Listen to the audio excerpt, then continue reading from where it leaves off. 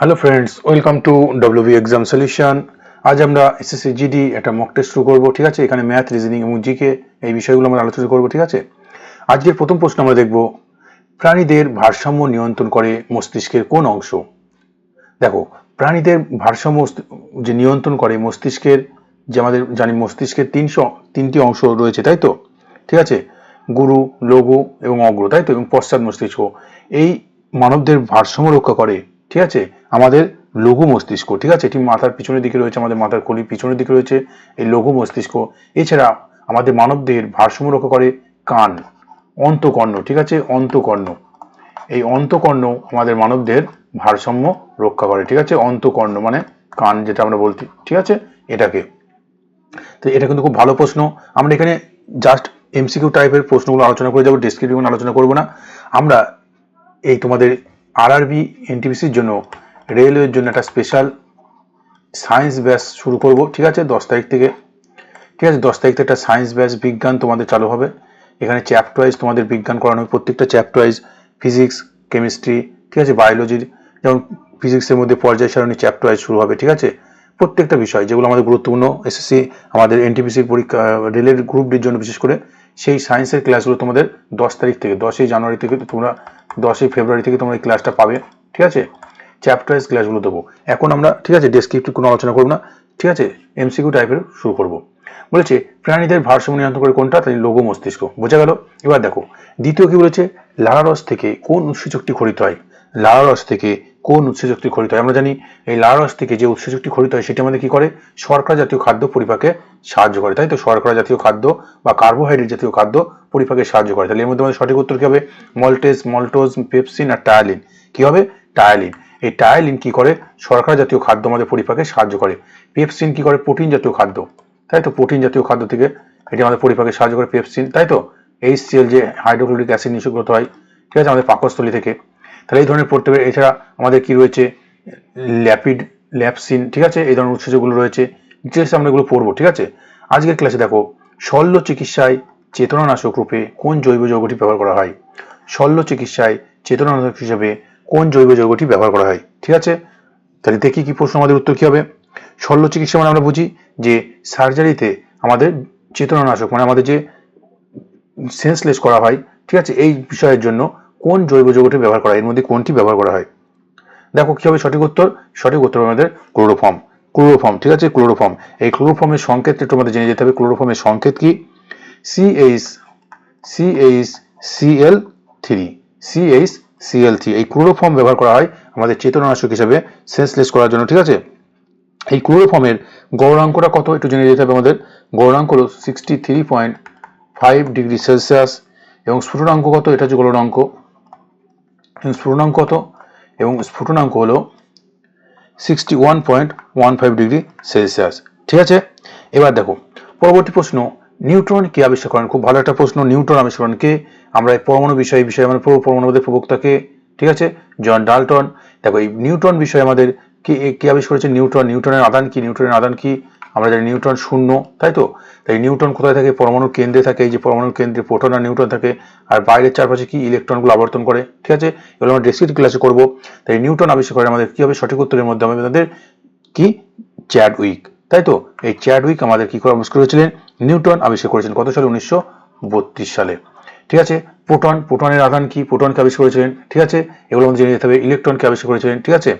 যে Thomson electron আবিষ্কার করেন, ঠিক আছে, এগুলো আমাদের জেনে যেতে হবে, ঠিক আছে। এগুলো কিন্তু আমাদের ডেসক্রিপটিভ ক্লাসে করব। পরবর্তী প্রশ্ন, সম্প্রতি কে হোয়াই ভারত ম্যাটার্স শিরোনামে বই প্রকাশ করেছেন? এই বইটি নিম্নের কে প্রকাশ করেছেন? ঠিক আছে, সঠিক উত্তর আমাদের কি হবে? এটি হবে আমাদের এস জয়শঙ্কর। এস জয়শঙ্কর আমাদের জানি আমাদের কি মন্ত্রী? বিদেশ মন্ত্রী। তিনি বিদেশ মন্ত্রী, ঠিক আছে, এস জয়শঙ্কর, ঠিক আছে। এটা আমাদের জেনে যেতে হবে। তিনি এই বইটি প্রকাশ করেছেন, ঠিক আছে। এছাড়া আমাদের কিছু গুরুত্বপূর্ণ বই যেমন থাকবে এক্সাম ওয়ারিয়ার, যেমন আমাদের প্রধানমন্ত্রী নরেন্দ্র মোদী প্রকাশ করেছেন, ঠিক আছে। এই বিষয়ে কিছু গুরুত্বপূর্ণ বুক যেগুলো আমাদের সংবাদ শিরোনামে আসবে, সেই বইগুলো আমাদের একটু, বুকগুলো আমাদের একটু পড়ে যেতে হবে, ঠিক আছে। পরবর্তী প্রশ্ন, আতশবাজিতে লাল রঙের জন্য কোন ধাতু ব্যবহার করা হয়? আতশবাজিতে লাল রঙের জন্য কোন ধাতু ব্যবহার করা হয়? খুব ভালো প্রশ্ন। সঠিক উত্তর আমাদের কি হবে? এখানে কি অপশন রয়েছে? বেরিয়াম, ক্যালসিয়াম, অ্যালুমিনিয়াম অ্যান্ড ট্রান্সিয়াম, কি হবে? স্ট্রনসিয়াম। সঠিক উত্তর আমাদের কি হবে? আতশবাজিতে যে কালো রঙের লাল রঙের জন্য আমাদের ব্যবহার করা হয় স্ট্রনসিয়াম। কি হবে? স্ট্রনসিয়াম। ঠিক আছে, এটা অ্যালকাইন জাতীয়। এগুলো আমরা পর্যায় সারণী ডিটেলস ক্লাসে আমরা পড়বো। ঠিক আছে, ডিটেলস সায়েন্সের ক্লাস পর্যায় সারণী, এখান থেকে কিন্তু আমাদের গ্রুপ ডিতে রেলওয়েতে 100% কোশ্চেন এখান থেকে আসবে। ঠিক আছে, পর্যায় সারণী থেকে এটা আমরা ডিটেলস ক্লাস করব। তাহলে এখানে আতশবাজিতে যে লাল রঙের কোন ধাতু থাকে? স্ট্রনসিয়াম। পরবর্তী প্রশ্ন, নিচের কোন পদার্থটির স্ফুটনাঙ্ক সবচেয়ে বেশি? কোনটি স্ফুটনাঙ্ক সবচেয়ে বেশি? এর মধ্যে কোনটি স্ফুটনাঙ্ক সবচেয়ে বেশি? ঠিক আছে, সঠিক উত্তর আমাদের হবে কি? সঠিক উত্তর হবে আমাদের পারদ। পারদের স্ফুটনাঙ্ক সবচেয়ে বেশি। পারদের স্ফুটনাঙ্ক কত এটা তোমরা আমাদের জানাবে। ঠিক আছে, এটা যেন মনে থাকে। আমরা জানি জলের স্ফুটনাঙ্ক কত? 100 ডিগ্রি, তাই তো? 100 ডিগ্রি সেলসিয়াস। ইথার, বেনজিন এগুলো জানতে হবে। ঠিক আছে, 72, 78 ডিগ্রি সেলসিয়াস। আর সবচেয়ে স্ফুটনাঙ্ক বেশি কত? পারদ। পারদের স্ফুটনাঙ্ক কত এটা তোমরা জানাবে। ঠিক আছে, এবার পরবর্তী প্রশ্ন রয়েছে, দার্শনিকের উল নামে কি পরিচিত? ঠিক আছে, এই প্রশ্ন অনেক পরীক্ষাতে আমাদের আসে। দেখো, zinc oxide, zinc nitrate, zinc sulphate, আর কি আছে? Powder zinc. তাহলে সঠিক উত্তর আমাদের কি হবে? এটা আমাদের আমরা সবাই জানি, প্রশ্নটার উত্তর হবে দার্শনিকের উল নামে পরিচিত জিঙ্ক অক্সাইড, তাই তো? Zinc oxide. জিঙ্ক অক্সাইড মানে কি? ZnO। ঠিক আছে, এই সংকেতটি মনে রাখতে হবে। জিঙ্ক অক্সাইডকে বলে দার্শনিকের উল। ঠিক আছে, এটি আমাদের কি কাজে লাগে? এটি আমাদের ক্ষত, ত্বকের ক্ষত নিরাময় করতে ব্যবহার করা হয়, এটি ওষুধ রূপে। ঠিক আছে, পরবর্তী প্রশ্ন, ফ্যাটের তাপন মূল্য কত? দেখো, ফ্যাট এগুলো আমাদের আছে কার্বোহাইড্রেট, ঠিক আছে, প্রোটিন জাতীয় খাদ্য। এদের তাপন মূল্য সবচেয়ে, ফ্যাটের তাপন মূল্য বেশি কত? 9.3 kcal। ঠিক আছে, সবচেয়ে বেশি কত? ফ্যাটের তাপন মূল্য কত? 9.3 kcal। আর আমাদের জানি শর্করা জাতীয় খাদ্যের কত? শর্করার হচ্ছে তোমার 4.0 kcal। আর প্রোটিনের কত? প্রোটিনের তাপন মূল্য কত? 4.1 kcal। ঠিক আছে, এগুলো আমাদের ডিটেলস জানতে হবে। পরবর্তী প্রশ্ন আমাদের কি রয়েছে?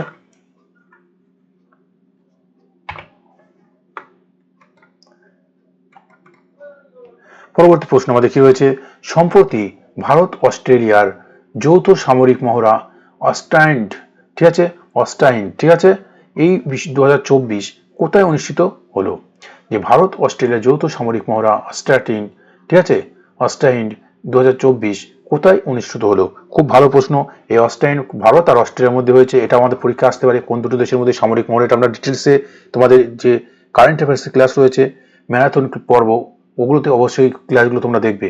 কারণ আপকামিং পরীক্ষার জন্য ওই যে আমাদের ম্যারাথন কারেন্ট অ্যাফেয়ার্স স্ট্র্যাটেজিকের ক্লাসগুলো থেকে কোশ্চেন কিন্তু কমন আসবে।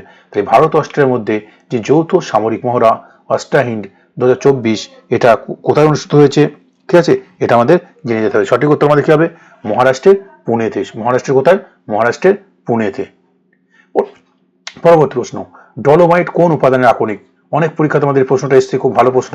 ডলোমাইট কোনটার উপাদান, কোনটার আকরিক? ঠিক আছে, পরীক্ষা আসে এই ধরনের প্রশ্ন, আমাদের আকরিক থেকে আমাদের ভালো করে জেনে যেতে হবে। তাই ডলোমাইট কার আকরিক? ডলোমাইট হলো আমাদের কার আকরিক? দস্তা, অ্যালুমিনিয়াম, ম্যাগনেসিয়াম, কপার। কি হবে সঠিক উত্তর? দস্তা, অ্যালুমিনিয়াম, ম্যাগনেসিয়াম, কপার। সঠিক উত্তর আমাদের ম্যাগনেসিয়াম। ঠিক আছে, ম্যাগনেসিয়াম।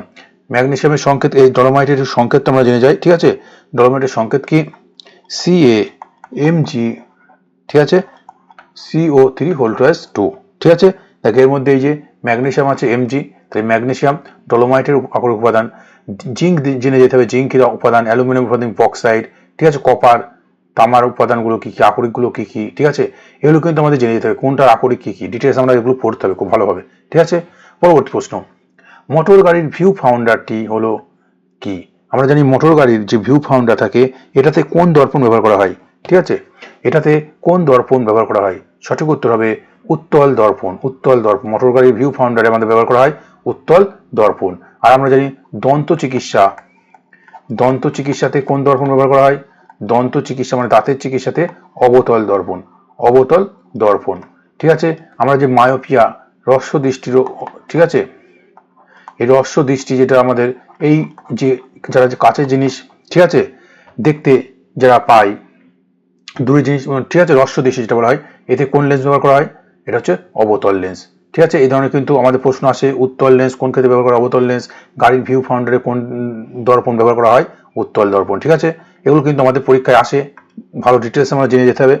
পরবর্তী প্রশ্ন, দ্বীন-ই-ইলাহি কে প্রবর্তন করেন? দ্বীন-ই-ইলাহি এটা আমরা সবাই জানি। দ্বীন-ই-ইলাহি প্রবর্তন করেছে কে? সম্রাট আকবর, মোগল সম্রাট আকবর দ্বীন-ই-ইলাহি প্রবর্তন করেন, তাই তো? এটা আমরা সবাই জানি, এটা কিন্তু পরীক্ষার খুব গুরুত্বপূর্ণ প্রশ্নটা। এরপর এবং এই দিন ইলাহি গ্রহণ করেছিলেন কে? তার এক কে ছিলেন? তার সেনাপতি বীরবল, তাই তো, বীরবল। পরবর্তী প্রশ্ন, রাজ্যের রাজ্যপালকে কে শপথ বাক্য পাঠ করায়? খুব ভালো প্রশ্ন একটা। রাজ্যের রাজ্যপালকে কে শপথ বাক্য পাঠ করায়? এটা আমাদের পরীক্ষাতে এসেছিল। রিসেন্ট আমরা একটা মক টেস্ট নিয়েছিলাম, সেখানে এটা কিন্তু খুব ভালো একটা প্রশ্ন। রাজ্যের রাজ্যপালকে শপথ বাক্য পাঠ করায়, শপথ বাক্য, নিয়োগ কিন্তু বলেনি। যদি বলতো রাজ্যপালকে কে নিয়োগ করে, তাহলে কি হতো? আমাদের উত্তর হতো রাষ্ট্রপতি। কিন্তু বলেছে রাজ্যের রাজ্যপালকে শপথ বাক্য কে পাঠ করায়? শপথ বাক্য। তাহলে এটা সঠিক উত্তর আমাদের কি হবে? যেহেতু রাজ্যের ক্ষেত্রে কে? হাইকোর্ট, তাই তো, হাইকোর্টের প্রধান বিচারপতি, হাইকোর্টের প্রধান বিচারপতি। ঠিক আছে, যেমন আমাদের রাষ্ট্রপতিকে শপথ বাক্য পাঠ করায় কে? রাষ্ট্রপতিকে সুপ্রিম কোর্টের প্রধান বিচারপতি, তাই তো। তেমনি রাজ্যের ক্ষেত্রে রাজ্যপালকে শপথ বাক্য পাঠ করা হবে কে? হাইকোর্টের প্রধান বিচারপতি, মনে থাকবে।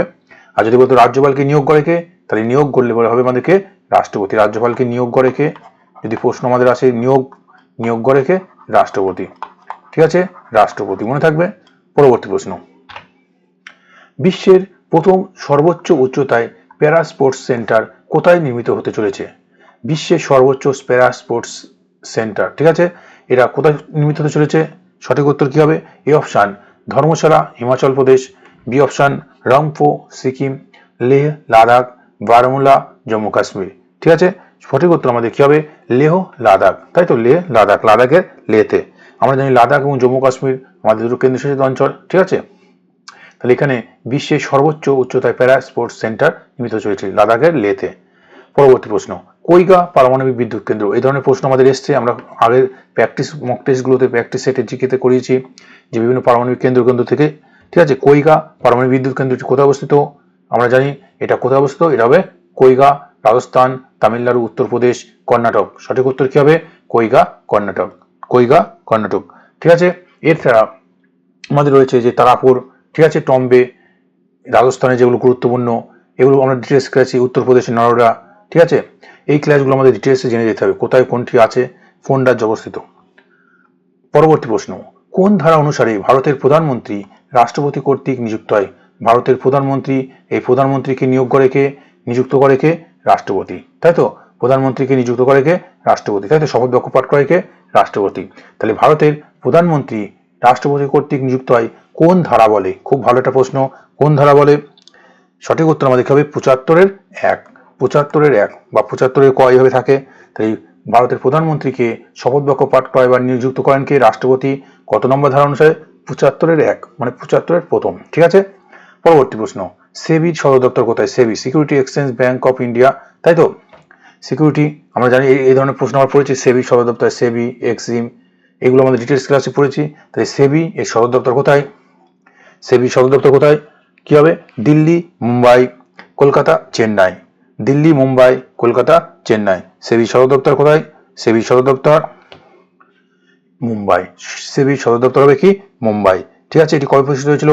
এটি 1988 সালে প্রতিষ্ঠা হয়। ঠিক আছে, সেবি 1988 সালে প্রতিষ্ঠা হয়। ঠিক আছে, সেবির পুরো নাম কি? Securities and exchange board of India, securities and exchange board of India, securities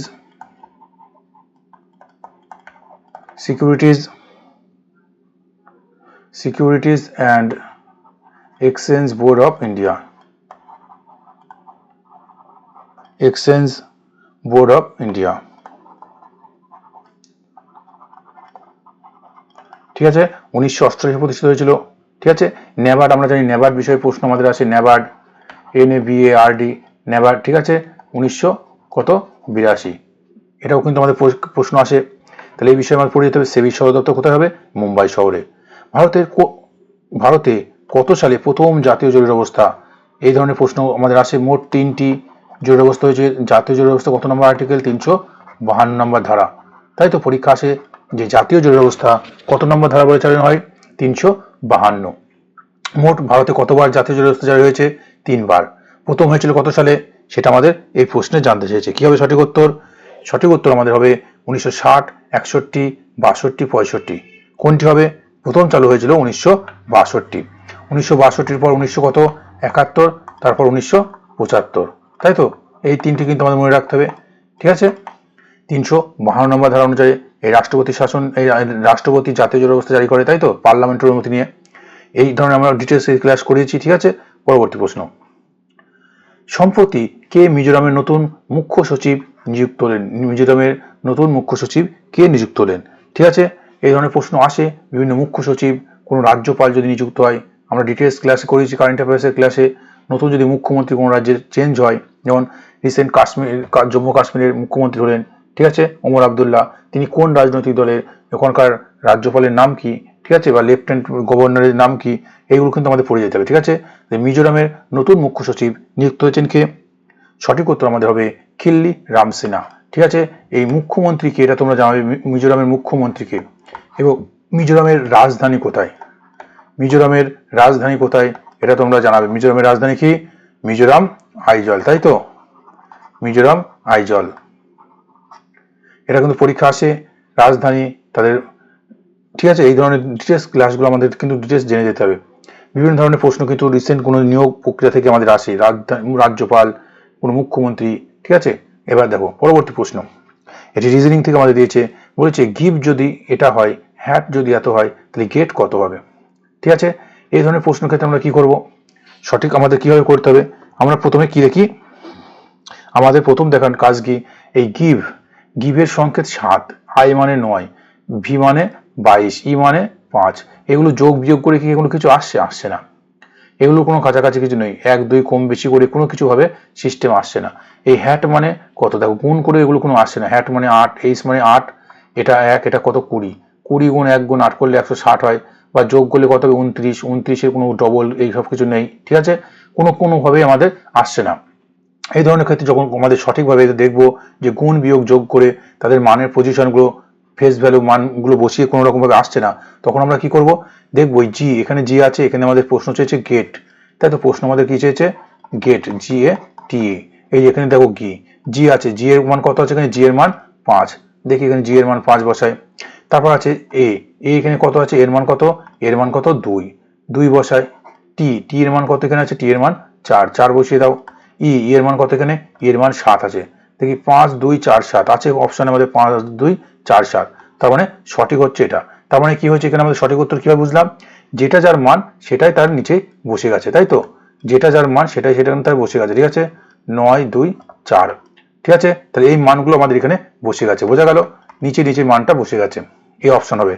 পরবর্তী থাকো, কিছু ছেলে একটি লাইনে দাঁড়িয়ে ছিল, পিছন থেকে 10তম, ঠিক আছে, ছেলেটি ছিল সামনে থেকে 12তম, তবে লাইনে মোট কতজন? মানে এই ধরো একটা লাইন আছে, এখানে একজন ব্যক্তি ধরো দাঁড়িয়ে আছে, এই পিছন থেকে বলেছে, পিছন থেকে কত 10, পিছন থেকে যখন গোনা হচ্ছে তখন 10, যখন সামনে থেকে গোনা হচ্ছে তখন কত 12, মানে এই একজনই আছে, সামনে থেকে যখন গোনা হচ্ছে এখানে 10, পিছন থেকে কত 12, তার মানে কি দেখো এই একজন ব্যক্তি এখানে কতজন, এই যখন 12তম গুনছে এর আগে কজন আছে, 11 জন, তাই তো, এখানে যখন 10তম গুনছে এদিকে কজন আছে, 9 জন, তাই তো, তাহলে 11 জন 9 জন আর এই একজন, তাহলে কজন আছে টোটাল 10 21 জন, তাহলে টোটাল মোট কজন আছে, মোট আছে কজন 21 জন, ওই শ্রেণীতে মোট কজন আছে 21 জন, বোঝা গেল। এই 12তম মানে কি 11 জনের পরে 12তম, এই 10তম মানে কি 9 জন আছে, 9 জনের পরে কি 10তম, তাই তো, তাহলে এদিকে আছে 11 জন, এখানে আছে কত, এই পাশে কত আছে 9 জন, আর এই একজন, এই যে একজন ব্যক্তি, তাহলে টোটাল 21 জন। আমরা যদি না বুঝতে পারি শর্টকাট কি করব, যেটা বলে দেবে এই দুটো যোগ করে কি করব, 1 বিয়োগ করে দেবো, কত হবে 21, সেই একে উত্তর হবে। পরবর্তী প্রশ্ন কি রয়েছে, নিচে সিরিজটি সম্পূর্ণ করো। খুব ভালো প্রশ্ন এই প্রশ্নটা, এই ধরনের প্রশ্ন কিন্তু আমাদের পরীক্ষাতে আসবে। ঠিক আছে, আমরা দেখি কিভাবে করব। দেখো এখানে কি বলেছে, আমাদের সঠিক মোট কতগুলো আছে একটু আমরা গুনে নেব। টোটাল আমরা যদি গুণি কত পাবো, 25টা রয়েছে। 25 মানে কি 5 গুণ 5, 5 5 25। এবার দেখবো 5টা 5টা করে আমরা ভাগ করে নেব, 5টা 5টা করে আমরা কি করব, ভাগ করব, 5টা 5টা করে ভাগ করি। এবার দেখো এসি বিসি, এখানে আছে এসি, এখানে কিছু নেই, দেখো এখানে কিছু নেই, এখানে দেখো BC B, BC B, BC B, AC B, AC B, ঠিক আছে, দেখো এসি বি, এসি, এখানে বি নেই, বি বসিয়ে দাও, এসি, এখানে বি আছে, এখানে সি নেই, এসি বি বসিয়ে দাও, সিবি, সিবি, এখানে দেখো সি আছে, এখানে বি নেই, বি বসিয়ে দাও, এখানে দেখো এসি বি, বি এর পর কি ছিল, এসি বি, বি এর পর সি, সিবি, তাহলে একদম সহজ ছিল, এটা সহজ আমরা বুঝতে পারলাম কিভাবে হবে। তাহলে উত্তর আমাদের কি হবে, B B C C, B B C C কোথায় আছে, এই যে বি অপশন, তাহলে সঠিক উত্তর আমাদের এটা। প্রথমে আমরা দেখব ভাঙবো, আর কি ভাঙার পর আমরা কি করব, যে কি কি আছে সেগুলো আমরা দেখবো, এখানে কি কি আছে, এ ছিল, বি ছিল আর সি ছিল, মানে তিনটে জিনিসের মধ্যে আমাদের কোন একটা ছন্দ আসবে। ঠিক আছে, পরবর্তী প্রশ্ন কি রয়েছে, বলেছে প্রশ্ন চিহ্ন স্থানে কি বসবে। আমরা কি জানি এই ধরনের প্রশ্ন, নাম্বার সিরিজের প্রশ্ন খুব ভালোভাবে আমরা ডিটেলসে ক্লাসে করেছি। যারা নতুন একদম তারা কি করবে, যে আমাদের রিজনিং প্লেলিস্টে গিয়ে নাম্বার সিরিজ, অ্যালফাবেট সিরিজ, তারপর আমাদের রয়েছে কোডিং ডিকোডিং চ্যাপ্টার ওয়াইজ যেগুলো দেওয়া রয়েছে, যারা প্রথম থেকে শুরু করছে ওই চ্যাপ্টার ওয়াইজ ক্লাসগুলো দেখে নিজে নিজে প্র্যাকটিস করতে হবে। তাই দেখো আজকে কি রয়েছে, খুব ভালো প্রশ্ন 5, 16 এগুলো দেখো, এগুলো কিছু স্কোয়ারের কাছাকাছি কিছু নেই, ঠিক আছে। আমরা কি করবো, প্রথম কাজ আমাদের কি ডিফারেন্স বের করা, যে 5, 16, 49, 104, এরপর কি হবে, এদের মধ্যে ডিফারেন্স করো। 5 থেকে 16 ডিফারেন্স কত, 11। 16 থেকে এদের মধ্যে ডিফারেন্স কত, 33। এর মধ্যে ডিফারেন্স কত, কত, 55। তাই তো। এবার দেখো 11, 33, 55, কোনো কিছু আমরা বুঝতে পারছি। দেখো 11, 33, 55, এই 11 থেকে 33 কত গুণ, 3 গুণ। এই 11 থেকে 33 কত গুণ, 5 গুণ। এই 11 থেকে 33 তাহলে কত গুণ হবে, 7 গুণ। 3, 5, 7, বুঝতে পারছো কিভাবে হচ্ছে, 3, 5, 7, তাহলে 7 এখন কত হবে, 77 বাড়বে। তাহলে 104-এর সঙ্গে যদি 77 যোগ করি তাহলে কত হবে, 177 যোগ 4 করলে কত হবে, 4-এর সাথে 11 1, আর দেখো 1, তাই তো। 4-এর সাথে 11 রাখে, 104-এর সাথে যদি আমরা 77 যোগ করি কত হবে, 181, তাই তো। 181 বোঝা গেল, 181। এবার দেখো আরেকটু ভালোভাবে যদি করি, এই 11, 33, 22, এই 11, 33, 55, মানে 11, 33 কত ডিফারেন্স এদের মধ্যে, দেখো 22 ডিফারেন্স। আবার 33 থেকে 55 কত ডিফারেন্স, 22 ডিফারেন্স। এরপর তাহলে 22 ডিফারেন্স হবে, তাহলে 22 যদি ডিফারেন্স হয় তাহলে 55 আর 22 যোগ করলে কত হবে, 77 হবে, তাই তো। 55 আর 22 যোগ করলে কত হবে, 77 হবে, সেই একই জিনিস।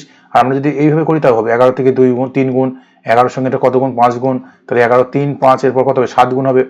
বা আমি যদি ডিফারেন্স করে নিই 11 থেকে 33, ডবল ডিফারেন্স করতে অনেক সময় প্রথমে যদি না আসে, তাহলে 11 থেকে 33 মানে 22 ডিফারেন্স।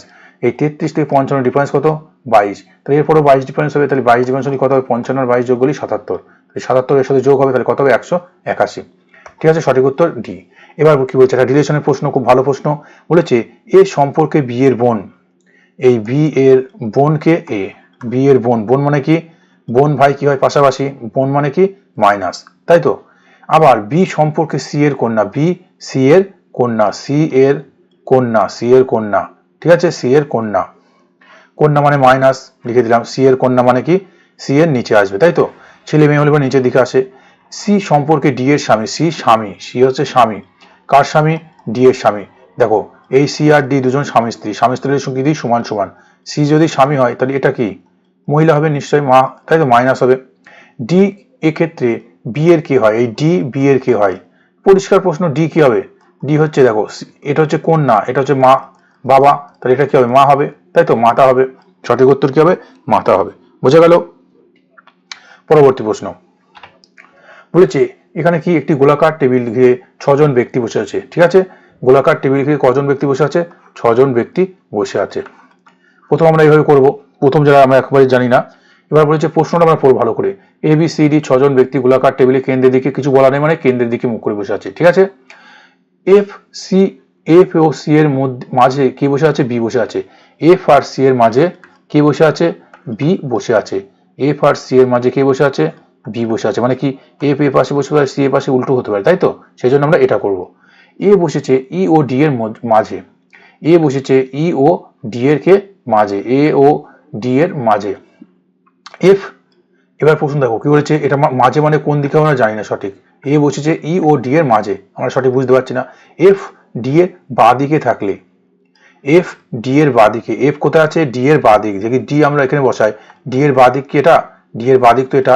আমরা জানি যখন কেন্দ্রমুখী বলে দেয়, কেন্দ্রমুখী হলে কি হয়, ঘড়ির কাঁটার দিকটা বাঁ দিক, ঘড়ির কাঁটার দিকটা কোন দিক হবে, বাঁ দিক, বাম দিক, ঠিক আছে। ঘড়ির কাঁটা যেদিকে ঘুরবে সেটা কোন দিক হবে, বাম দিক, এটা বাম দিক। তাই দেখো বলেছে এফ ডি এর বাঁ দিকে, মানে যেগুলো ফিক্স বলে দেয় সেগুলো থেকে আমাদের রিজনিং শুরু করতে হয়। এফ কোথায় আছে, ডি এর বাম দিকে, তাই ডি এর বাম দিক মানে এদিকে, তাহলে মানে এটা কি হবে, এটা এফ হবে না। এবার এখানে যদি আমরা দেখো, এখানে যদি আমরা ডি বসাই, ডি এর এটার কোন দিক, এটা ঘড়ির কাঁটার দিক, ওর বাম দিক হচ্ছে, তার মানে ডি আমাদের এটা হবে, এটা তাহলে আমাদের হচ্ছে না, এই যেটা ভুল। সঠিক আমরা কিন্তু এইটাতে আমরা কাজ করবো। তাহলে বলেছে এফ ডি এর বাঁ দিকে, ডি যদি আমরা এখানে বসাই, ডি এর বাম দিক এটা ঘড়ির কাঁটার দিক, তাই তো, ঘড়ির কাঁটা এইভাবে ঘোরে, তাই তো, ঘড়ির কাঁটা এইভাবে ঘোরে, তাই ডি যখন এইদিকে মুখ করে থাকছে এই জায়গাটা, তখন এর বাম দিকে এটা, তাহলে এখানে কি আছে, এফ আছে, তার মানে এটা সঠিক। এবার দেখো কি বলেছে, বি বসেছে, এখানে বলেছে এ বসেছে ই ও ডি এর মাঝখানে, ই ও ডি, এখানে যদি ডি হয় তাহলে এখানে কি হবে, ই হবে, এর মাঝখানে কি আছে, এ আছে, বুঝতে পারলাম। এবার বলেছে এ ও এফ এর মাঝে কি আছে, এ ও এফ এর মাঝে কি আছে, ডি আছে। বোঝা গেল, এ ও এফ এর মাঝে কি আছে, ডি আছে। তাহলে আমাদের রিজনিং করার সময়, এই ধরনের সিটিং অ্যারেঞ্জমেন্ট করার সময় কি করতে হবে, ঠিক যেগুলো বলে দেবে, ঠিক ডান দিক, ঠিক বাম দিক থেকে ঠিক দ্বিতীয় নম্বর এইগুলোতেই শুরু করব। ঠিক আছে, বুঝতে পারলাম। পরবর্তী প্রশ্ন কি রয়েছে, একটা সিটিং আমাদের কি রয়েছে, ডিরেকশন কি প্রশ্নটা খুব ভালো। বলেছে রিম্পি বাড়ি থেকে উত্তর অভিমুখে 10 কিমি সাইকেল চড়ে যায়। প্রথমে আমরা বড় নিয়মে করি। এই ধরো পয়েন্ট, এই প্রথমে উত্তর দিক কত গিয়েছে, 10 কিলোমিটার। এটা উত্তর দিক, আমরা জানি এটা উত্তর দিক, এটা দক্ষিণ দিক, এটা পূর্ব দিক, এটা পশ্চিম দিক। ঠিক আছে, তাই দেখো এটা পূর্ব দিক, এটা পশ্চিম দিক। ঠিক আছে, বোঝা গেল। উত্তর দিকে কত গিয়েছে, এখান থেকে শুরু করেছে, এখান থেকে উত্তর দিকে কত গিয়েছে, 10 কিলোমিটার। তারপর ডান দিক মানে কোন দিকে, এটা ডান দিকে আবার 10 কিলোমিটার গেছে, এখান থেকে আবার 10 কিলোমিটার গেছে ডান দিকে। ঠিক আছে, আবার 10 কিলোমিটার ডান দিকে। এরপর কি বললো, সে পুনরায় 10 কিলোমিটার বাঁ দিকে করে। তাহলে এখান থেকে বাম দিক কোনটা, এটা এখানে যখন এই মুখও থাকবে, এই দিকটা পূর্ব মুখ রয়েছে, তখন পূর্ব দিকে মুখ করে যখন রয়েছে, তখন তার বাম দিকটা কোনটা, ডান দিকটা কোনটা, এটা বলতে হবে। বাম দিকে রয়েছে, দেখো বলেছে কি বাম দিকে। তাই দেখো এই দিক উপরের দিকটা কি দিক, উপরের দিকে তার বাম দিক। তাহলে এইভাবে 10 কিলোমিটার গিয়েছে বাম দিকে। এরপর পুনরায় 10 কিমি বাম দিকে, আবার বাম দিকে কত, 10 কিলোমিটার। তা যখন উত্তর দিকে মুখ করে রয়েছে, এখন বাম দিক কোনটা, এটা ডান দিক, এটা বাম দিক। ক কিলোমিটার, 10 কিলোমিটার। মানে এটা যদি এই 10 হয়, এটা যদি 10 হয়, তো এটাও 10, তাহলে এই পর্যন্ত হবে। বলেছে সে এখন বাড়ি থেকে কত দূরে রয়েছে, সে এখন বাড়ি, এই যে বাড়ি তার এখানে ছিল, এটা তার বাড়ি ছিল, এখান থেকে এত দূরে রয়েছে, তাহলে এই ডিস্টেন্সের কত, এটা যদি 10 হয়, তো এটাও 10। তাই টোটাল 10 আর 10 কত, 10 আর 10 20, 10 আর 10 কত, 20 কিলোমিটার। এটা যদি আমরা শর্টকাট করি কিভাবে করবো, আমরা জানি কিভাবে লিখতে হয়, উত্তর, দক্ষিণ, এখানে পূর্ব, এখানে কি পশ্চিম। তাই তো এইভাবে আমাদের লিখে নিতে হবে। এবার শর্টকাট আমাদের কি, এটা আমাদের ভুল হবে না, তাহলে কোনো ভুল হবে না। উত্তর দিকে 10 কিলোমিটার, উত্তরের নিচে বসিয়ে দেবো 10। তারপর কি বলেছে, ডান দিকে আবার 10 কিলোমিটার যায়, উত্তর দিকে 10 কিমি যাওয়ার পর ডান দিকে এই 10 কিমি রয়েছে, এর ডান দিকে এটা ক কিমি, 10 কিমি লিখে দিলাম। সে পুনরায় 10 কিমি বাম দিকে যায়, তাহলে এই 10 কিমি রয়েছে এখান থেকে বাম দিকে মানে কোন দিকে, এদিকে, তাই তো বাম দিকে মানে এদিকে লিখে নিলাম। তারপর পুনরায় 10 কিমি বাম দিকে যায়, এখান থেকে আবার বাম দিকে যায় ক কিলোমিটার, বাম দিকে যাচ্ছে কত, 10 কিলোমিটার। তাহলে এখান থেকে বাম দিকে 10 কিলোমিটার মানে কোন দিকে, বাম দিকে 10 কিলোমিটার মানে দেখো এটা এদিকে বাম দিক, তাই তো তাহলে বাম দিকে এদিকে কিছু নেই মানে পশ্চিম দিকে। ঠিক আছে, এবার দেখো পরিষ্কার বোঝো, আমাদের জানি উত্তর আর দক্ষিণ বিপরীত দিকগুলোর সঙ্গে বিয়োগ হয়, পূর্ব আর পশ্চিম বিয়োগ হয়। তাহলে এখানে 10 কিলোমিটার পূর্ব, 10 কিলোমিটার পশ্চিম, কিছু থাকবে, 10 থেকে 10 বাদ দিলে কিছু থাকবে না, শূন্য। এখানে দেখো উত্তর আর দক্ষিণে কিছু নেই, তাহলে উত্তর কত হলো 20। তাহলে টোটাল আমাদের কত কিলোমিটার হবে, 20 কিলোমিটার। কোন দিক হবে, উত্তর দিক। ঠিক আছে, উত্তর দিক। বোঝা গেল কিভাবে করতে হবে, শর্টকাট একটাই। এই যে আমরা ডিরেকশন করি, এটা উত্তর, এটা পূর্ব, এটা দক্ষিণ, এটা কি পশ্চিম। এইভাবে পরপর লিখুন, উত্তর, পূর্ব, দক্ষিণ আর পশ্চিম। যখন যেটা বলবো সেটা করবো। এখানে বলেছে প্রথমে 10 কিলোমিটার উত্তর, তারপর ডান দিক মানে এটা। যদি বলো বাম দিক মানে এদিকে হতো, বাম দিকে দিকে নেই মানে পশ্চিম দিক। ঠিক আছে, পরবর্তী প্রশ্ন বলেছে নিম্নলিখিত প্রশ্ন কোনটা কি বসবে, এটা আমাদের অ্যানালজি কোশ্চেন। কিভাবে করতে হবে, দেখো প্রথম এর মধ্যে রিলেশন আমাদের দেখতে হবে, এই দুটোর মধ্যে রিলেশন দেখে এখান থেকে আমাদের রিলেশন বের করতে হবে। এখানে কি রিলেশন, এ থেকে জেড, দেখো এ থেকে জেড, এফ থেকে ইউ, কে থেকে পি, কে থেকে পি থেকে কে। দেখা মাত্র আমরা বুঝতে পারছি কি হয়েছে, সব অপোজিট। দেখা মাত্র আমাদের সময় লাগবে, কোনো সময় লাগবে না, অপোজিট হয়েছে। বিপরীত সংখ্যাগুলো আমাদের কি হয়েছে, বসেছে। এর অপোজিট জেড, এফ এর অপোজিট ইউ, কে এর অপোজিট পি, তাই তো। তাহলে এখানে অপোজিট হবে, বি এর অপোজিট কি, বি ওয়াই, বাই। জি কি হবে, জি টি। এল কি হবে, এল ও লাভ, তাই তো এল ও লাভ। কিউ কি হবে, জ্যাক কুইন, জে কিউ, তাই তো। তাই ওয়াই টি ও জে, সঠিক উত্তর আমাদের কি হবে, ওয়াই টি। ঠিক আছে, ডি অপশন। পরবর্তী কি বলেছে, এটা একটা ভালো প্রশ্ন, কি রয়েছে, যে এর মধ্যে কোনটি আমাদের বসবে। কি করতে হবে, দেখো 5 আমাদের সবসময় কি দেখতে হয়, বেশি সংখ্যা যেগুলো থাকবে এই বড় সংখ্যাগুলোকে আমাদের দেখতে হবে, ওই বড় সংখ্যাগুলোকে আমাদের দেখতে হবে। 3 5 কত হয়েছে, 3 5 8। ঠিক আছে, মানে এই বড় সংখ্যাগুলো দিকে আমাদের যেতে হয়। এখানে 6 আর 1 কত, 7। এটা খুবই ভালো প্রশ্ন, এত সহজ আমাদের পরীক্ষাতে থাকবে না। 3 আর 5 যোগ করে কত হয়েছে 8, 1 আর 6 যোগ করে কত হয়েছে 7। ঠিক আছে, তাহলে খুবই সহজ। এখানে 9 হয়েছে, এখানে কত যোগ করলে 9 হবে, 4 যোগ করলে পরে 9 হবে। অনেক ধরনের আমাদের প্রশ্ন এখানে থাকে। ঠিক আছে, অনেক সময় স্কোয়ার কিউব করতে হবে। ঠিক আছে, সবসময় আমাদের দেখতে হবে কি, ছোট থেকে বড়র দিকে, আমাদের কি ছোট থেকে বড়র দিকে দেখতে হবে। যে বড় সংখ্যাটা থাকবে সেই বড় সংখ্যাটার দিকে দেখতে হবে কিভাবে হচ্ছে। দেখো 3 5 এগুলো সব ছোট, এই দুটো থেকে এটা কিছুভাবে দেখতে হবে। ঠিক আছে, এগুলো আমাদের ডিটেলস ভাবে দেখতে হবে পুরো ক্লাসটা।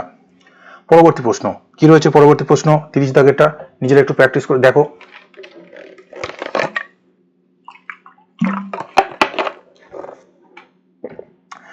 এই নাম্বার সিরিজের প্রশ্ন আমাদের কি করতে হবে? প্রথমে ডিফারেন্স দেখতে হবে। 25 থেকে 50, 50 থেকে কত 30, 30 থেকে 45, 45 থেকে 35, 35 থেকে 40। দেখো এর মধ্যে আমাদের যে সিকোয়েন্স গ্যাপগুলো দেখো হার্টবিট সিরিজ হচ্ছে। 25 থেকে এই ধরো 25 ছিল, 25 থেকে 50 হয়ে গেল, 50 থেকে আবার 30, 30 থেকে 45, তাই তো? এই ধরনের যখন আমাদের সিরিজ আসবে তখন আমরা কি করব, মানে হঠাৎ বাড়া কমাটা অনেক বেশি হবে, সেই ক্ষেত্রে আমরা কি করব, একটা ঘর ছেড়ে ছেড়ে করব। আমরা আগের ক্লাসে ডিটেলস ক্লাসে শিখেছি একটা ঘর ছেড়ে ছেড়ে করব। একটু ক্লাসটা আমরা ভালো করে যদি দেখি বুঝতে পারবো। দেখো 25 থেকে 30, এখানে দেখা মাত্র বুঝতে পারছে 5 বাড়ছে, 30 থেকে 35 5 বৃদ্ধি পাচ্ছে, 50 থেকে 45 5 কমছে, 45 থেকে 40 কত হচ্ছে 5 কমছে। তাহলে এরপর 35 থেকে 5 বাড়লে কত হবে? 35 থেকে 5 বাড়লে কত হবে? 40 হবে। বোঝা গেল? এটা আমরা দেখা মাত্রই বুঝতে পারছি কিভাবে করতে হবে। এবার পরবর্তী দেখা টানালগি কোশ্চেন বলেছে 7 কত 24, 7 কত 24। তাই এর সাথে কোনটা আমাদের হবে? 7 24। দেখো 7 স্কোয়ার 49, 49 এর হাফ কত? 49 হাফ কত? আমাদের 49 যদি আমরা হাফ করি, 49 থেকে 1 যদি বাদ দিই কত হবে? 48, 48 হাফ করলে কত হবে? 24। ঠিক আছে, হতে পারে। কোনো একটা সংখ্যার স্কোয়ার করে -1, যদি 30 এর স্কোয়ার করলে হবে, 11 স্কোয়ার করলে হবে না, 23 এর স্কোয়ার করলে অনেক বেশি হয়ে যাবে, 19 স্কোয়ার করলে না, এভাবে আমাদের আসছে না। দেখি 7 গুণ 24 আনতে হবে, যেন 7-এর কাছাকাছি, 3 7টা 21, 21 প্লাস যদি 3 করি কত হবে? 24 হবে। আমরা দেখা মাত্র বুঝতে পারলাম 24 হবে।